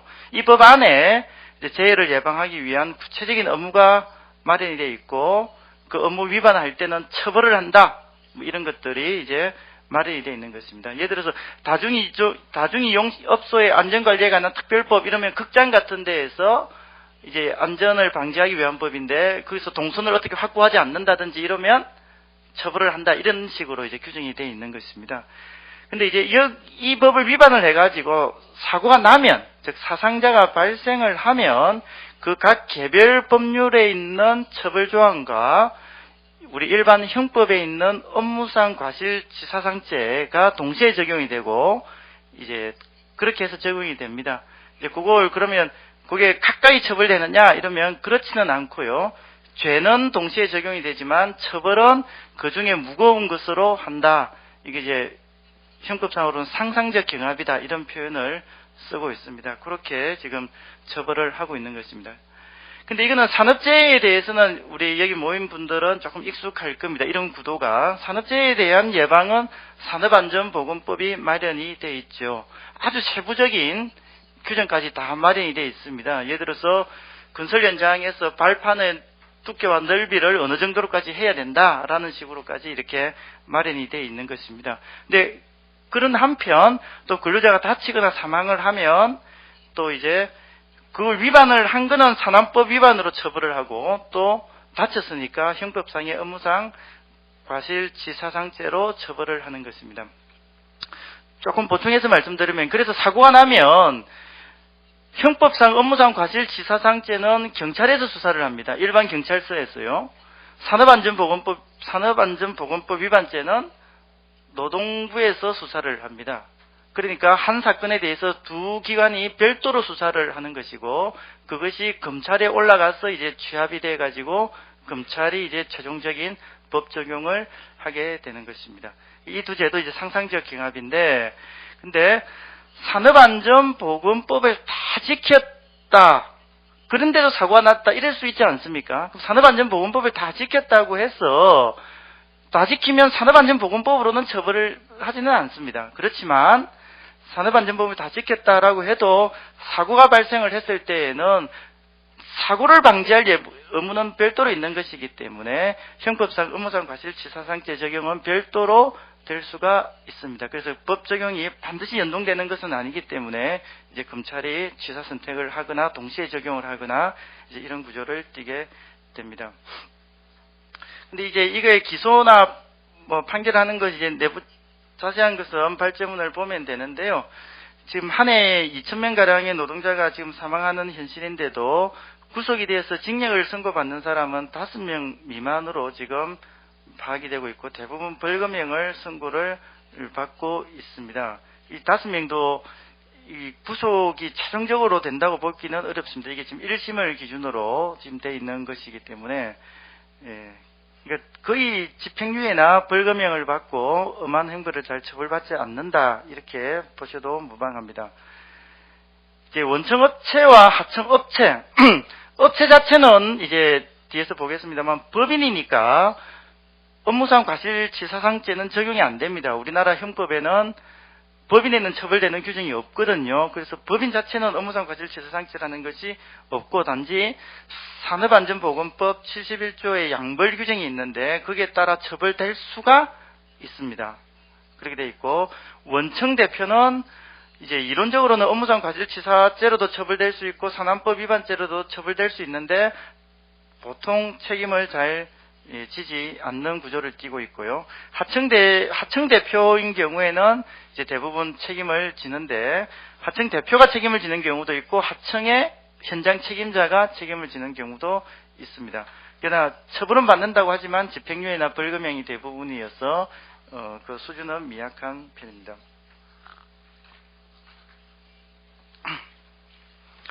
이런 상황에서 우리나라에서 이제 그러면 기업살인법을 제정을 해야 된다라고 하는 것이 이제 경험적으로 우리가 통찰을 할 수 있다는 게 아까 이런 말씀입니다. 당연히 해야 됩니다. 그래서 근데 이제 그 성격을 어떻게 규정할 것인가, 어느 정도의 내용을 담아야 할 것인가 하는 것인데 일단 형법상 이거는 이제 합의된 내용은 아니고요. 제가 발제 형태로 제 의견을 좀 말씀을 드리는데 이것을 토대로 해서 조금 더 논의가 활성화되었으면 하는 바람입니다. 지금 이제 어쨌든 우리나라에서 기업살인법이라는 것은 형법상 업무상 과실치사상죄의 특별 규정으로 설정되는 것이 좀 바람직해 보인다라고 하는 것입니다. 어쨌든 이제 한국에서는 재해를 줄이기 위해서는 여러 다른 예방 조치나 이런 것들을 해야 되겠지만 제 책임자에 대해서 처벌을 강화하는 것이 필요하다고 생각을 합니다. 그 이유에 대해서는 아까 우리 호주에서 오신 선생님께서 여러 논거들을 많이 말씀을 해주신 것으로 하고 다 공감을 하셨을 것으로 생각을 합니다. 근데 이렇게 말을 하는 것은 이제 기업살인법에 재해를 예방하기 위한 구체적 예방 의무까지는 적시할 필요는 없지 않겠나라고 하는 생각입니다. 왜냐하면 앞에서 본 것처럼 공중재해든 산업재해든 예방 의무를 규율하는 법률은 별도로 또 존재를 하고 있기 때문입니다. 이제 그걸 위반한 걸 전제로 처벌하는 규정만 넣으면 되지 기업살인법에다 그런 것까지 넣기는 조금 불필요한 게 아닌가 생각이 드는 것이고요. 그렇게 하는 것이 또 현실적으로 가능하지도 않습니다. 왜냐하면 재예방의 의무의 종류는 여러 수천 가지가 될 건데 그걸 어떻게 공통의 요소를 뽑아가지고 거기다가 넣을 수 있겠는가 하는 기법 기술적인 문제도 있고 또 그렇게 넣는 순간 법 적용을 함에 있어서 빠져나가는 사람들이 많이 또 생길 수밖에 없기 때문에 아예 지금 형법처럼 일반 조항으로 맡겨 놓는 것이 더 유용하지 않겠나 생각을 합니다. 그런 예방 의무를 적시하지 않는다면 거기에 따른 민사적 조치와 행정 조치를 적시하는 것도 불필요하다 이런 생각을 합니다. 즉 이런 조치 자체가 필요 없다는 것이 아니라 기업살인법에 굳이 담을 필요는 없다라고 말씀을 드리는 것입니다. 행정조치, 민사조치 다 해야 됩니다. 특히 산업재해에 국한해서 말씀드리면 징벌적인 손해배상은 일단 산업안전보건법에다가 먼저 이제 넣는 것이 필요하다 이렇게 생각을 합니다. 외국 영화를 우리가 많이 보고 또 보도를 보면서 이제 징벌적 손해배상에 대한 얘기들을 많이 들으셨을 것인데요. 이것이 우리나라에 조금씩 들어오고 있습니다. 일반 조항으로는 안 들어왔지만 우리나라에서 가장 문제라고 하는 지금 하도급 거래 공정화에 관한 법률에 징벌적 손해배상이 규정이 되어 있고 올해 봄에 그 범위를 확대하는 조항이 지금 개정이 되었습니다. 그리고 노동법에도 이 조항이 들어와 있습니다. 기간제 및 단시간 근로자 보호 등에 관한 법률에 차별적 처우를 한 사용자에 대해서 3배 이하의 배상을 할 수 있도록 하는 규정이 지금 들어와 있습니다. 이런 것들을 보면 지금 재해, 그 중에서도 가장 지금 심각한 산업재해 문제에 있어서 징벌적 배상 제도를 도입하는 것은 무리가 아니라고 생각을 하고, 그럼 그걸 어디에 규정을 할 것인가 하는 것은 아직 일반 민법에다 규정하기는 어렵기 때문에 그것을 산업안전보건법에다가 이 규정을 하는 것이 바람직하지 않겠나 이런 생각을 합니다. 이제 기업살인법의 주요 내용은 이제 그렇습니다. 일단 기업을 포섭을 해서 처벌할 수 있는 내용을 만들어내야 합니다. 자, 호주에서도 아까 전에 기업에 대해서는 처벌이 잘 안 된다고 했는데 그렇습니다. 모든 법률이 다 자연인 개인을 갖다 처벌하려고 만든 조항이다 보니까 기업은 처벌을 못하고 있고 특히 우리나라 같은 경우에는 기업은 아예 형법상 처벌 대상이 아닌 것으로 인식이 되고 있습니다. 양벌 규정이라는 것을 만들어 가지고 그 조항에 포섭이 될 때에만 지금 처벌이 되고 있는데 그렇게 해서는 이 재해 문제는 최소한 해결하기가 어렵다. 그렇다면 최소한 이 재해 문제에 있어서만은 기업 자체를 갖다가 처벌하는 이 방침을 만들어내야 되겠다. 제도를 만들어내야 되겠다. 이렇게 생각을 합니다. 이제 그 방법은 기업도 형사 책임에 있어서 이제 독자적인 주체가 될 수 있다라고 하는 내용을 만들어내든지 아니면 지금 하고 있는 것과 마찬가지로 이제 양벌 규정을 이제 기업살인법에다가 포함을 시키는 것인데 만약에 그렇게 하는 경우에는 이제 기업과 개인을 분리해서 개인에게 행하는 벌금과 기업에 행하는 벌금을 이제 구분을 해야 될 것입니다. 이런 식으로 기업과 개인을 구분해서 벌금을 부과하는 게 우리나라 법에 또 들어와 있습니다. 상표법, 특허법 뭐 이런 데에 이런 것들이 들어와 있으니까 이제 만약에 후자의 방식, 즉 그 양벌 규정의 형태로 처벌을 한다면 이런 방식을 고려해 볼 수도 있겠다라고 생각을 합니다. 여기 대해서는 이제 좀 더 논의가 필요해서 있을 수 있는 방안에 대해서만 말씀을 드리도록 하겠습니다. 그 다음에 이제 경영자에 대한 처벌을 보장하는 방안인데요. 이것도 앞에서 본 것처럼 지금 사고가 나면 누가 책임을 집니까? 일단 현장 책임자 정도가 포섭이 되고 있는 실정이고 더 위험을 물었었던 그 위험을 감행했던 그 위험으로 인해서 수익을 얻었던 이제 그 경영 책임자는 지금 사실상 책임에서 지금 빠져 있는 상황입니다. 근데 간혹 가다가 아주 큰 사고가 나거나 큰 사고이면서 그 기업 대표자가 조금 만만하다 이러면 검찰이 이제 그 포함을 시킵니다. 그래서 지금 세월호 사고 났을 때에도 청해진 대표를 갖다 지금 이제 업무상 과실치사죄로 포섭을 해가지고 지금 재판을 하고 있고 얼마 전에 징역 10년형이 선고가 됐습니다. 근데 이거는 뭐 횡령, 배임 이런 것까지 포함이 돼가지고 사고 자체만의 형이라고 보기는 어렵고 그리고 유병헌이 살아 있다고 발표되어 있었을 때 그때 유병헌에 대해서도 그 사람은 뭐 공식적인 회사 책임자도 아니었는데도 이제 그 검찰이 업무상 과실치사상죄를 적용하겠다라고 이렇게 밝혔던 바가 있습니다.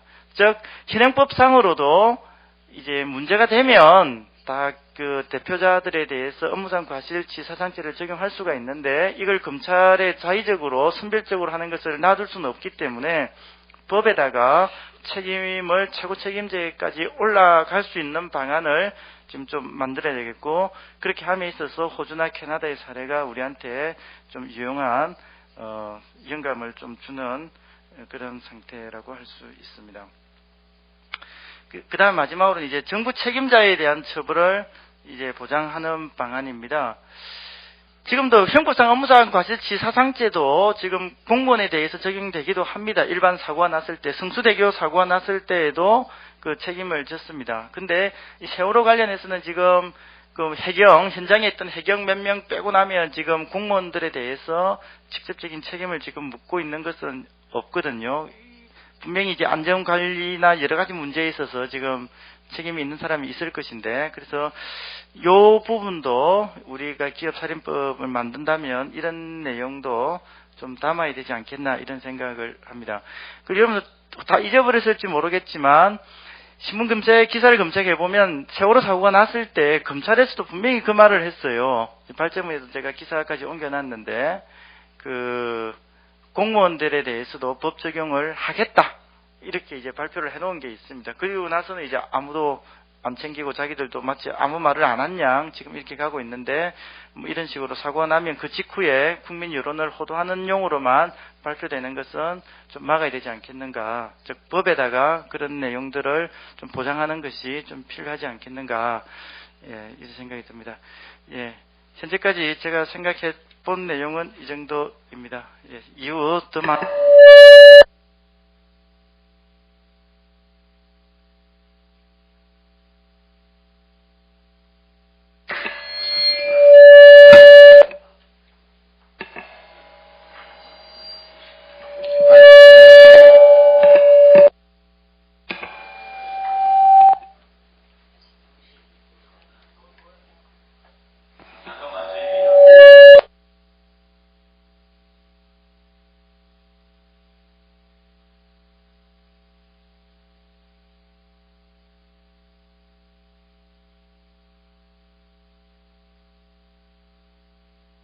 해볼까요? 네. 예, 강문대 변호사님 발표 고맙습니다. 박수 한번 보내주시죠. 예, 기업살인법 제정의 논의에서 이제 우리가 그동안에 이제 쟁점을 잡고 고민을 했던 거는 이제 기업 자체에 대한 처벌뿐만 아니라 이제 많은 경우에 이제 실제 그런 위험한 업무를 책임져야 할 그런 기업의 최고 경영자, 좀 책임자급에 해당되는 간부들이 형사처벌을 전혀 받지 않는 이런 현실에 대해서 이제 기업의 실질적인 경영 책임자로서 그런 이제 안전 업무에 대한 결정에 관여하는 사람들에 대해서 형사 책임을 묻도록 하자. 이런 논의들이 이제 두 가지 축인 거죠. 하나는 기업의 최고 경영자에 대한 책임을 형사 책임을 묻자. 하나는 기업 자체를 어떤 범죄의 주체로서 처벌하자라고 하는 두 가지 논의를 가지고 전개돼 왔고 이제 우리가 앞으로 많은 고민을 거쳐서 아마 기업살인법에 관한 어쨌든 시민 노동단체 쪽의 안들이 만들어질 것 같아요. 지금 논의 중에 있는데 이제 그런 논의에 대해서 이제 기본적인 방향을 중심으로 해서 발제를 해주셨습니다. 오늘 두 번째 세션에 이제 발제 세 분의 발제는 이제 모두 끝이 났고요. 지금부터는 이제 질의응답 시간을 좀 갖도록 하겠습니다. 앞에 계신 분들 중에서 혹시 뭐 질문하실 내용이 있으시면 손을 들어주시면 제가 발언 기회를 드리도록 하겠습니다.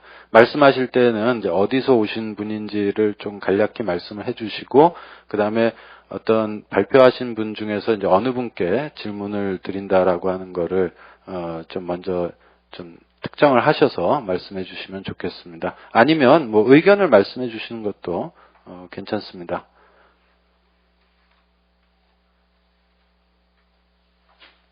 네, 이쪽에 먼저.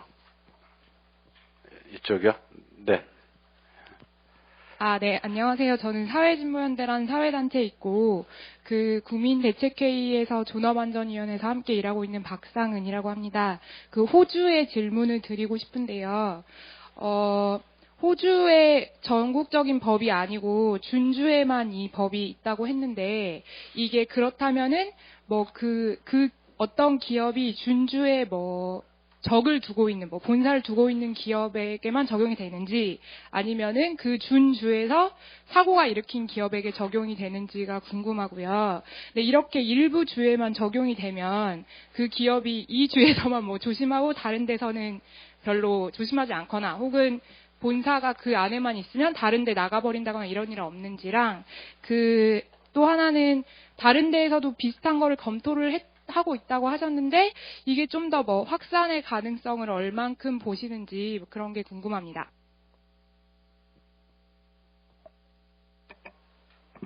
네, 아이어스 박사님께서 간단하게 답변을 좀 해주시죠.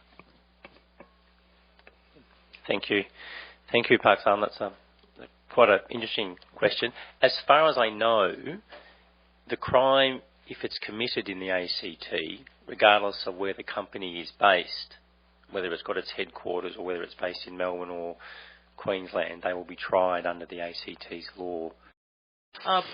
본사가 어디에 있든지 간에 그것과 상관없이 그 사고가 발생한 지역이 그 수도 준주면은 그 기업살인법에 의해서 기업살인죄가 적용이 될 수가 있습니다. 그리고 또 우리 노조에서도 당연히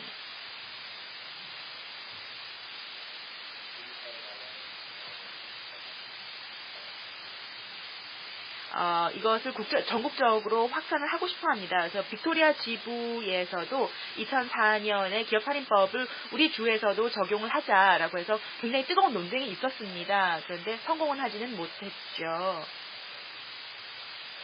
그 호주 전체에서 이제 국법으로서 이 기업살인법을 다 전국적으로 적용을 하자. 일종의 기본적인 모델을 제시하고 이것을 자기 주에 맞게 그 주 정부에서 제정을 하자라는 이야기가 있었고 거기까지 갔는데 2012년에 거기까지 갔는데 결국은 또 우리가 패배를 했습니다. 그러니까 우리가 이게 전국적으로 조화를 이루지는 못했고요. 좀 비슷한 그 모델의 일부만 조금씩 주마다 조금씩 적용이 되고 있습니다. 뭐 캔버러나 뭐 이런 데에서요.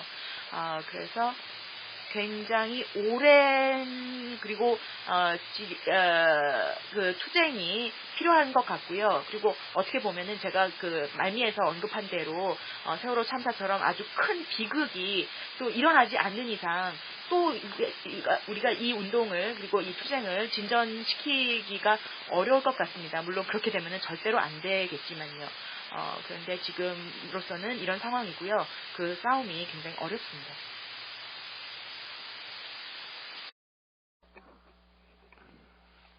네. 네. 그 민주노총에서 일하고 있고요. 이근원이라고 합니다. 그 캐나다에서 오신 분 아까 그 웨스트레이 개정안 얘기하셨는데 92년에 사고가 발생하고 2004년에 만장일치로 이게 의회에서 통과됐다고 말씀하셨는데요. 유가족이 한 거는 말씀하신 것 같은데 그 전미 철강 노조가 그 12년 동안 무슨 행동을 했는지 조금만 시간이 되면 좀 자세히 좀 얘기해 주셨으면 좋겠습니다. 노동조합이 우리가 뭐 할지 잘 좀 참고가 될 수 있게 좀 자세히 좀 얘기해 주시면 좋겠습니다.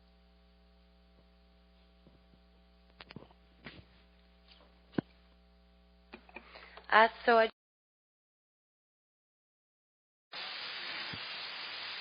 우선 이 광산 노조에서 그 웨스트레이가 사고가 났을 당시에 노조 가입률이 굉장히 저조했습니다. 거의 뭐 노조가 없었다라는 거죠. 그 상황에서. 그럼에도 불구하고 노조가 개입해서 그 광산 노동자들을 조직하고 그 사고에 대해서 대응을 해 나갔습니다.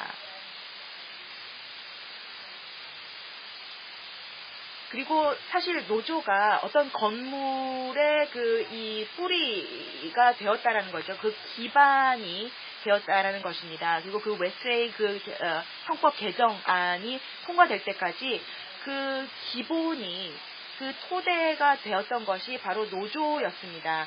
그 전민 노조를 그 처강 노조를 비롯해서 노조와 노동계가 이렇게 계속해서 이렇게 낙심한 그 유가족들에게 물심양면 지원을 했다라는 거죠. 그 웨스트레이에서 그 수도로까지 계속 가서 이제 국회의원들 만나는 것도 재정적인 지원도 노조에서 해줬고요. 그리고 낙심해서 이제 포기하고자 했을 때 밥도 사주고 안아주고 이러면서 다독여줬습니다. 그래서 이렇게 노조가 바로 뿌리가 되었던 것이었죠.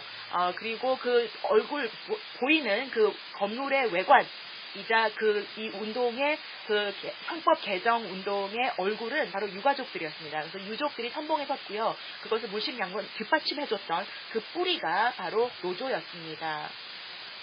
그러니까 노조가 바로 전면에 얼굴로 나섰으면은 잘 되지 않았을 텐데 노조에서는 뒤에서 그렇게 유가족을 뒷받침을 해주었고요. 그리고 로비에 있는 경험이 있었기 때문에 그것을 가지고 계속해서 유가족들을 지원했기 때문에 이 법이 통과가 될 수가 있었습니다.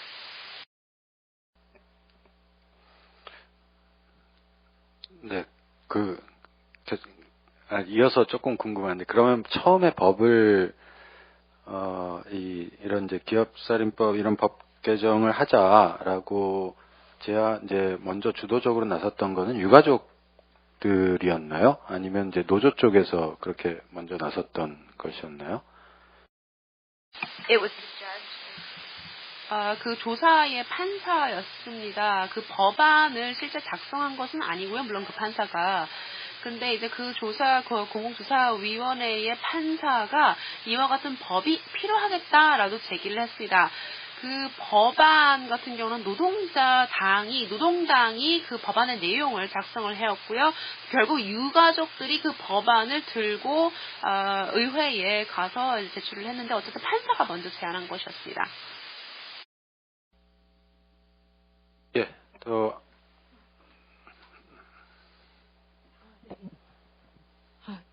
예, 저는 노동건강연대 전수경이라고 하는데요.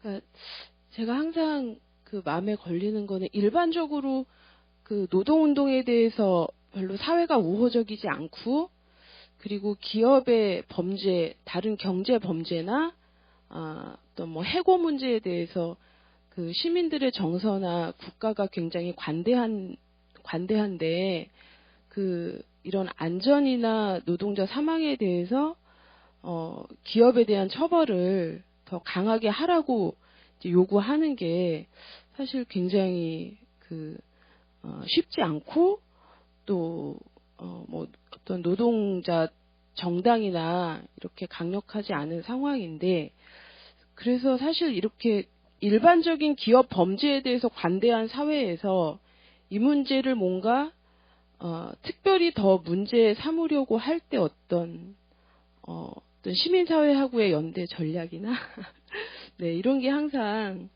네, 궁금합니다. 또 그 국가의 어떤 정서, 이런 사망의 노동자들 문제에 대한 정서, 뭐 두 분한테 다 여쭤보고 싶은데, 네.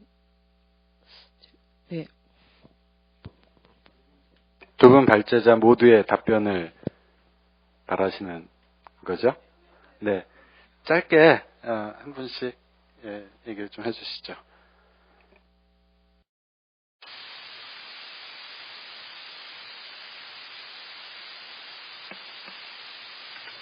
네, 감사합니다. 굉장히 철학적인 질문인 것 같습니다. 그래서 사실 답변하기가 참 어려운 것 같은데요.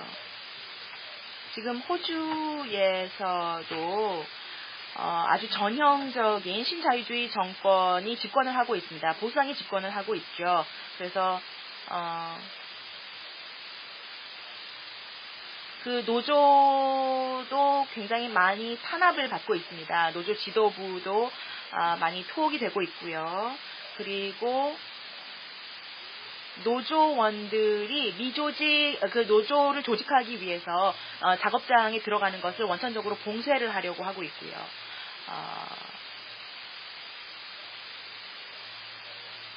그래서 지금 그렇기 때문에 많은 탄압을 받다 보니까 비정규직 문제로까지도 가지도 못하고, 그것을 신경 쓰지도 못하고 있는 조합원들이나 챙기자라는 그런 보수적인 그런 태도가 심지어 노조 지도부에도 있는 경우가 있습니다.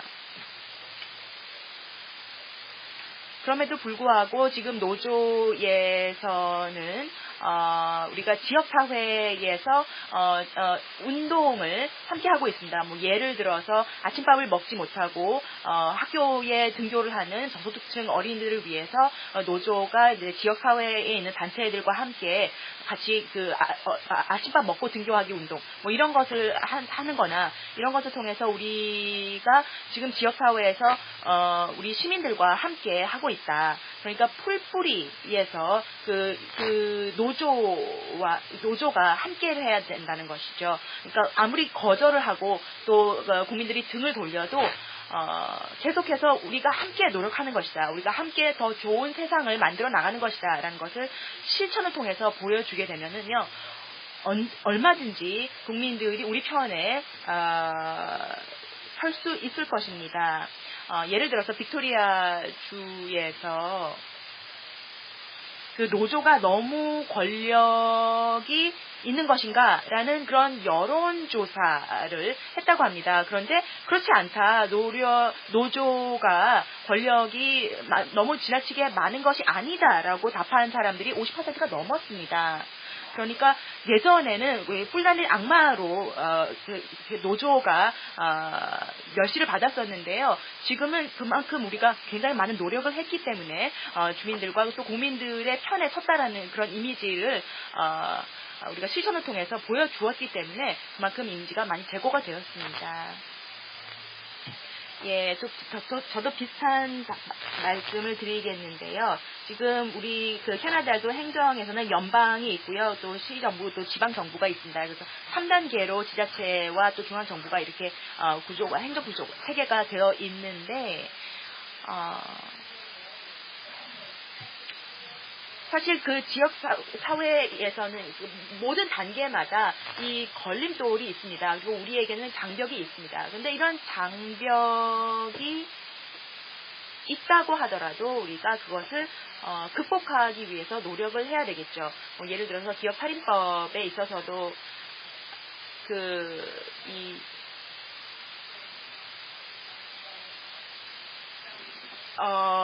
기업살인법을 이제 전국적으로 확산하는 데 있어서도 이제 연방법에 있어서는 뭐 충분한 처벌적인 조항이 있고 또 안전보건법을 지키지 않으면은 그 처벌이 있었지만 지역사회에서는 없었습니다. 그리고 지역사회에서도 인식이 많이 부족했죠. 그래서 우리가 이것은 이제 풀뿌리 운동을 통해서 극복을 해야 된다라고 생각을 했고요.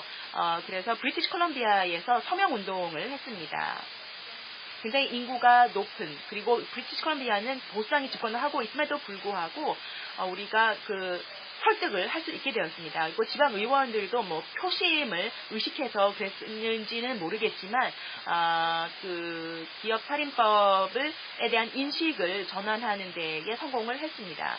사람들 문을 직접 가서 방문해서 두드리면서 생명이 얼마나 소중한지, 그리고 또 안전이 얼마나 가치가 있는 것인지, 그러니까 우리가 대형 참사가 생기기 전에 우리가 생명 안전을 보장할 수 있는 그런 법제도를 만들어야 된다라는 것은 충분히 설득할 수 있는 문제라고 생각합니다. 또 다른 의견이나 질문 있으신 분 계십니까?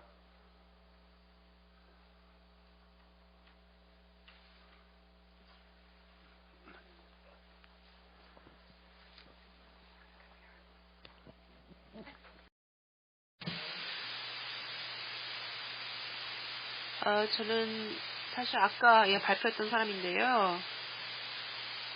제가 조금 도발을 해서 좀 토론을 활성화시킬까 싶은데요. 왜 해외 참가자들, 연사들, 그리고 한국 연사들도 마찬가지인데요. 이제 해외 연사들로부터 얘기를 들었죠. 그래서 이 기업 살인법을 제정하거나 집행을 하는 데 좀 여러 가지 어려움이 있다라고 얘기를 드렸어요. 그리고 또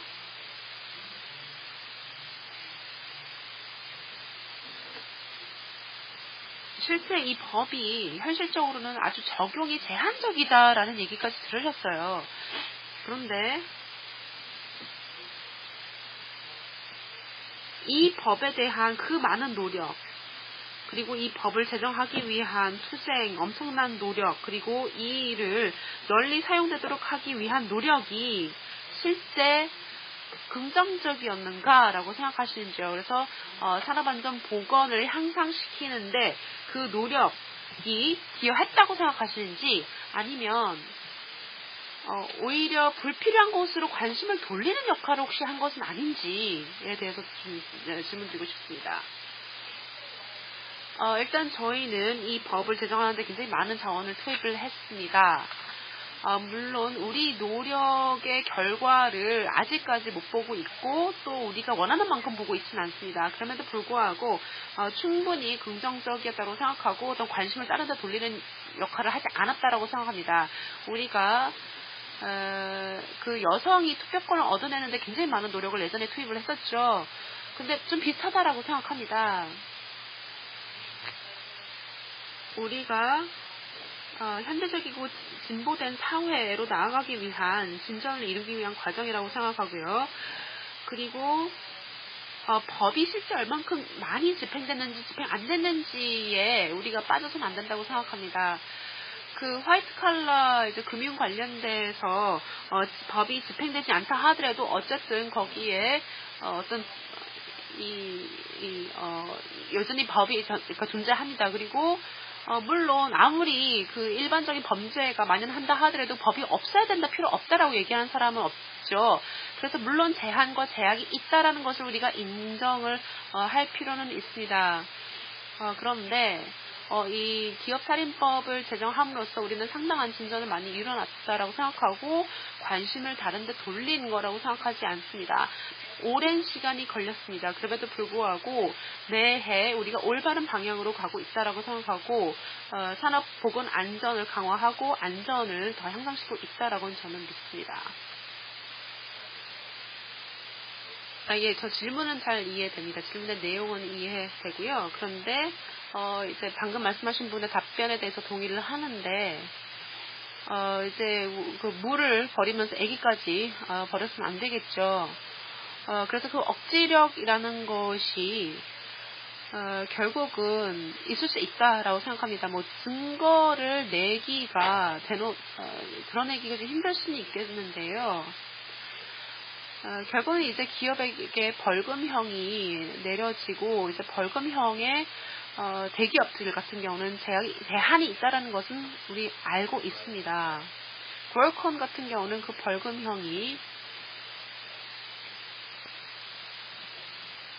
사실 그 유죄를 인정을 했는데요.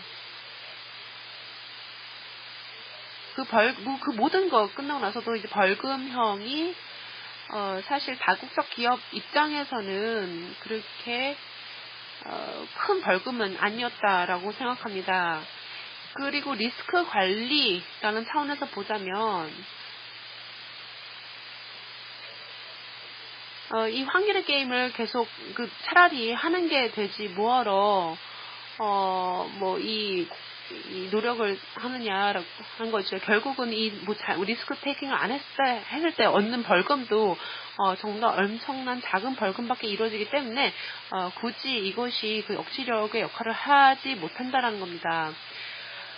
그 준주에서의 그 법에 따라서 그 기업은 한 $500만 상당의 봉사 활동을 해야 된다라고 하는데요. 이것도 굉장히 적다라고 생각을 합니다. 그래서 어쨌든 여기서 우리가 고려해야 될 사안들이 많다라고 생각하고요. 그냥 기업살인법 하나만 제정한다고 해서 모든 것이 다 해결되는 것이 아닙니다. 그럼에도 불구하고 이와 같은 법이 없다라면 실제 처벌의 강도 차원에서 보자면 그 법은 필요하다라고 생각하고요. 그 기업에 대한 책임을 명확하게 하는 게 필요합니다. 왜냐하면 아까 제가 발표에서도 말씀드렸다시피 이 리스크를 결정을 하는 사람들이 결국 그 리스크 때문에 나타나는 결과에 대해서 책임을 안 지는 경우가 많기 때문입니다.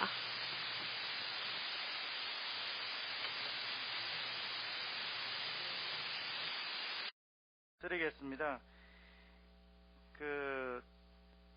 처벌을 하자는 것이 예방을 하자는 것에 다른 말이라고는 생각하지는 않습니다. 처벌을 하지 않고 예방을 할 수 있다면, 그런 방법이 있다면 그 방법을 더 강화시키는 것도 고려해 볼 수 있다라고 생각을 합니다. 그러나 우리나라에 있어서 기업 구조라든지 기업 경영자들의 의식 수준이라든지 또 사고의 어떤 심각성, 이런 것들을 좀 종합적으로 고려해 보면 예방 조치와는 별도로 또 예방을 더 실효성 있게 하기 위해서라도 처벌을 강화하는 것은 필요하지 않겠나라는 생각이 듭니다. 다만 이제 우리 냉정하게 고려해 봐야 될 지점은 또 있습니다. 그럼 처벌을 강화한다고 했을 때 우리가 말하고자 하는 우리의 어떤 요구를 다 담은 이 법안의 형태로 사회적 운동을 할 것인지, 아니면 기왕에 나와 있는 법을 좀 강화하자, 좀 개정을 하자라는 쪽으로 할 것인지는 고려해 볼 요인이라고 생각을 합니다. 그러나 이제 산업재해 문제를 놓고 보면 산업안전보건법에 이제 그런 내용들을 담기가 좀 어려운 점이 있고 일반 공중재해에 대한 것도 마찬가지라고 생각을 합니다. 그리고 지금 재해가 발생하는 것을 범죄로 잘 인식하지 않는 이 사회 분위기를 혁신하기 위해서는 일단은 좀 강력한 처벌이 전제가 된 법안을 제정하는 운동을 할 필요성이 있지 않겠나 하는 그런 결론에 이르렀습니다. 좀 더 고민해야 될 부분이긴 하지만 일단 최소한 한국에 있어서는 좀 그런 측면들이 있다라는 것을 말씀을 드리고 싶습니다. 네, 이상입니다. 네, 고맙습니다.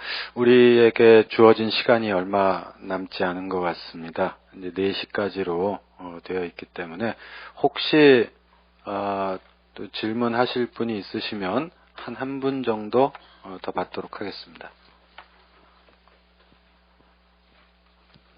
한국노동안전보건연구소에서 일하고 있는 이훈거라고 합니다. 사실은 박근혜 정부가 법치를 되게 강조합니다. 그래서 이 처벌법 자체가 그 법치의 일부로 혹은 면죄부로 작동할 수 있는 건 아닌지 이런 측면에 대한 고민이 하나 있고요. 사실은 그 법이 제정된 나라 같은 경우에도 실제로 실효성에 관련해서 되게 좀 제한적인데 그게 사실은 오히려 이 책임을 져야 할 사람들에게 징벌을 어떻게 하겠다라는 것 중심으로만 돼서 그런 게 아닌가. 그러니까 예를 들면 그거를 누려야 할 안전하게 일할 권리를 누려야 할 사람들을 조직하는데 미흡해서 그런 건 아닐까. 그런 생각이 좀 들었습니다. 예를 들면 호주나 캐나다에서 실제로 그 법이 실효성이 좀 더 진전되려면 실제로 무엇이 더 그런 처벌 조항이 더 강화돼야 될까? 아니면 그런 처벌이 실제로 이행돼서 실제로는 안전하게 일할 권리가 혹은 재난이 없는 사회에서 살아갈 사회가 만들어질 수 있도록 사회 구성원들이 그런 권리를 누리는 것으로까지 이어지지 않으면 이 프로젝트는 약간 그 법을 만든다는 것 자체의 긍정성에도 불구하고 약간 이렇게 미완의 어떤 출발 혹은 주체가 없는 어떤 법 뭐 이런 게 되지 않을까 이런 생각이 좀 드는데 그 회의 두 분은 그런 미진했던 부분을 강화하려면 어떤 게 더 필요한지 그 나라에서 또 강 변호사님 같은 경우에 실제 이게 법 자체를 만드는 것도 쉽지는 않은 일이지만 이게 주체를 어떻게 만들어가는 운동과 같이 연동되지 않으면 되게 어려운 과정을 겪을 수밖에 없을 것 같은데 그것과 관련해서 고민이나 의견이 있으시면 좀 들어봤으면 좋겠습니다. 네, 세 분 발제자 가급적 짧게 한 말씀씩 해주시죠.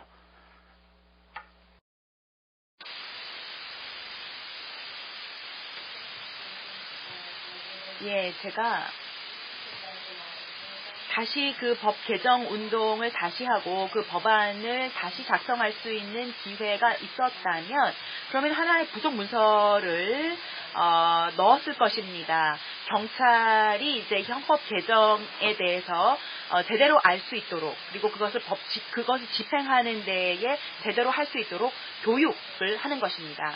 그 교육 시간이나 뭐 교육 방식에 대해서도 그 경찰들을 대상으로 하는 그런 교육에 대해서도 법으로 규정을 할 필요가 있었을 것 같습니다.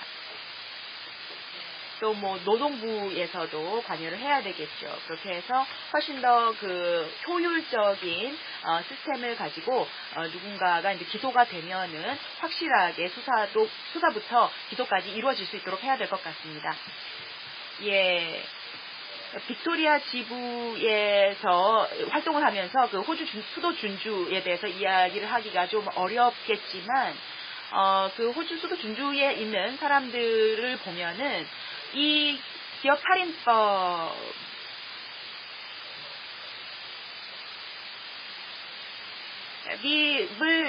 대부분의 사람들이 환영을 하고 있습니다. 그리고 기존에 있던 그 기업살인법 전에 있었던 그 형사법에 따르면 이 살이가 있었다라는 것을 입증하기가 굉장히 어렵죠. 그래서 기소하는 것이 거의 불가능했습니다. 그런데 이 기업살인법이 생기면서 이제는 어느 정도의 가능성이 있다라는 거죠. 그 최고 경영자가 감옥에 갈 수 있다는. 근데 그것을 무서워하기 때문에 그런 두려움 때문에 안전 규제를 준수할 그 동기가 더 많이 부여가 되었습니다. 그리고 이런 것에 이 사건들 중에서 3개의 사건이 지금 계류 중에 있는데요. 아직 판결이 나오지는 않았습니다. 그런데 이제 판결이 나오면, 그리고 긍정적인 판결이 나와서 이 기업살인법이 필요한 것이다, 유용한 것이다라는 것이 입증이 되면 그 부분에 대해서는 반드시 민주노총 측에 알리도록 하겠습니다.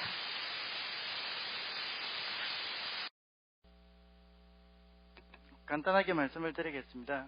아까 처벌을 예방과 대립되지 않는다고 말씀을 드렸듯이 이것이 조직운동과 법적인 어떤 목표가 그것을 대립된다고 저는 생각하지는 않습니다. 제가 전자는 잘 모르고 후자에 대해서 말하기로 이 자리에 나왔고, 이 자리가 법적인 얘기를 하는 자리라서 제가 그것만 말씀을 드린 것입니다. 다만 조직운동을 하더라도 우리의 요구를 좀 정식화하고 물질화해낼 수 있는 좀 구체적인 요구로서 집약은 시켜야 되지 않겠는가, 조금 막연한 느낌들이 있었는데, 그래서 한 축의 처벌과 관련된 한 축에 있어서의 우리 캐치프레이즈, 슬로건, 우리의 구호가 무엇일까에 대해서는 좀 더 이런 법적인 논의를 통해서 확립을 할 필요가 있지 않겠나, 거기에 대해서 조금이라도 도움을 드리려고 이 말씀을 드렸던 것입니다. 이상입니다. 시간을 마무리할 때가 다 됐는데 혹시 뭐 꼭 하셔야 되겠습니까? 네, 한 가지만 하시죠. 네, 짧게 하시죠.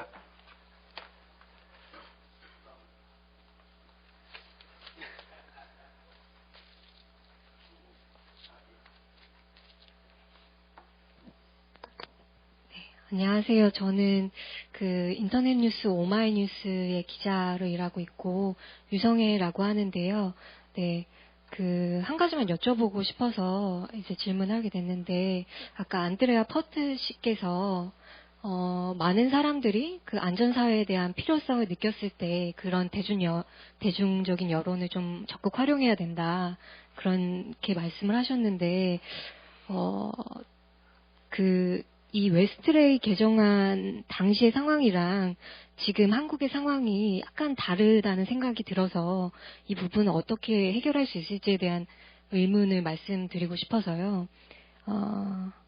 그러니까 이런 여론이 좀 분열되고 있는 상황이라면 그 상황에서는 좀 어떤 식으로 해결이 가능할까라는 게 제 질문이거든요.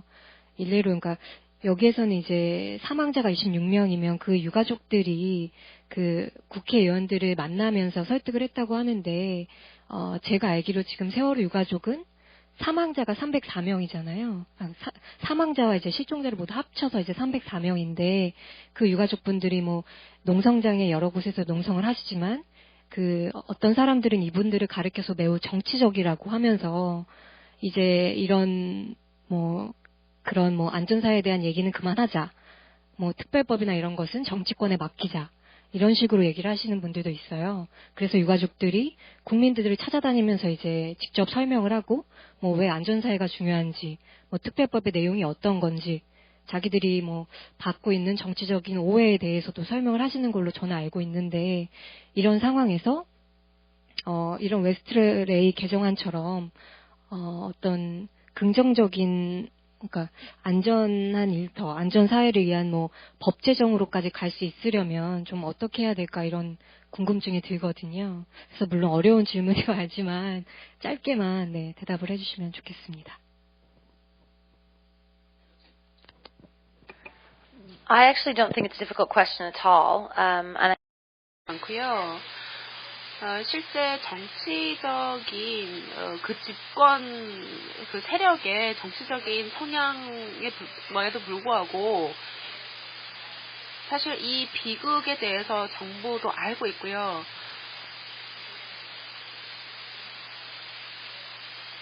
정말 사망자가 워낙 높기 때문에 일단은 공공적인 조사 내지는 진상 규명을 공식적으로 좀 함으로써 책임자를 명확하게 규명하는 절차가 일단은 필요할 것 같고요. 그 유가족들이 중요했습니다. 그 25명의 광산 노동자들이 있었지만 또 사실 생존자들도 있었고 그 사고에서 사망하지 않은 광산 노동자들도 있었고 이들이 그 광산이 얼마나 위험한 장소에 있는지를 잘 알고 이를 선전해낼 수 있었습니다. 물론 돌아가신 분을 살려낼 수는 없습니다만 미래에 그런 일이 다시 일어나지 않도록 예방하는 건데요. 사실 진상을 규명하기 위한 그 여론을 조성하는 것이 조금 더 쉽다라고 생각합니다.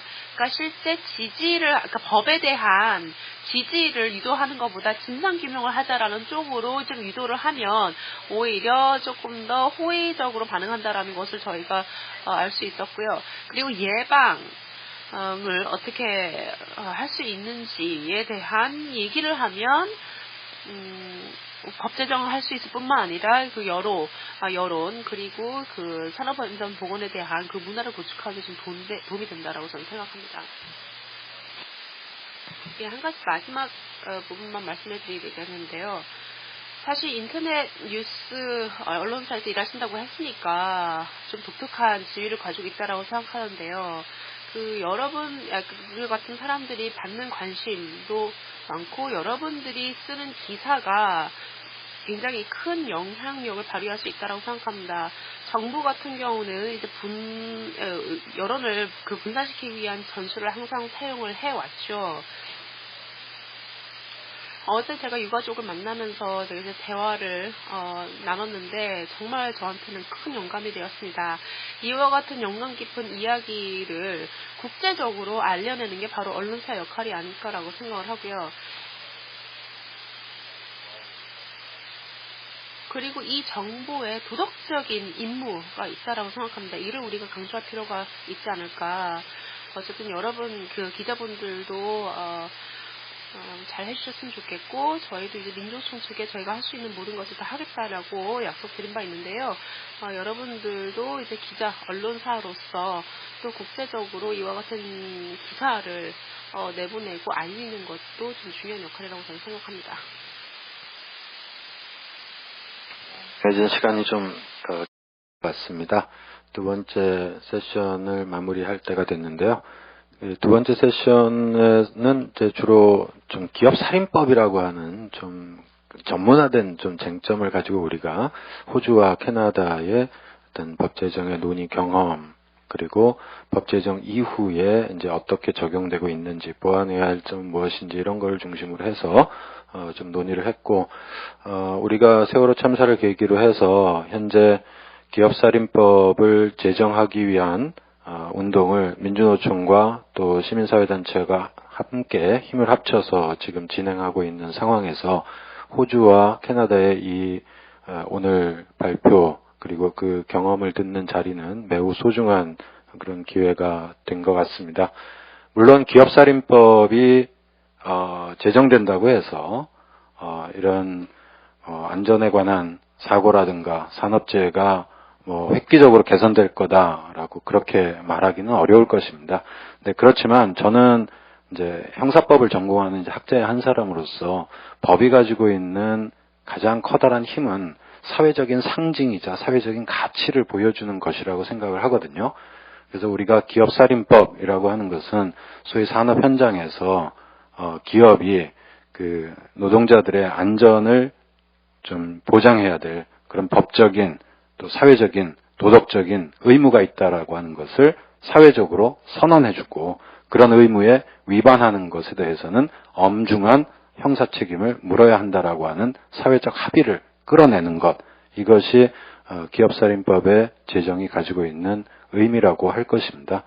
그러면서 이런 기업살인법을 통해서 보다 근원적인 이런 안전에 관한 여러 가지 법 제도적인 혹은 관행적인 어떤 기업의 문화 이런 것들이 좀 더 개선될 수 있는 계기가 되도록 만들고자 하는 것이 아마 우리의 목표일 거라고 생각하고요. 오늘 소중한 시간을 내주신 발제자분들께 감사의 말씀 드리면서 두 번째 세션 발표와 토론을 마치도록 하겠습니다. 고맙습니다. 지금 4시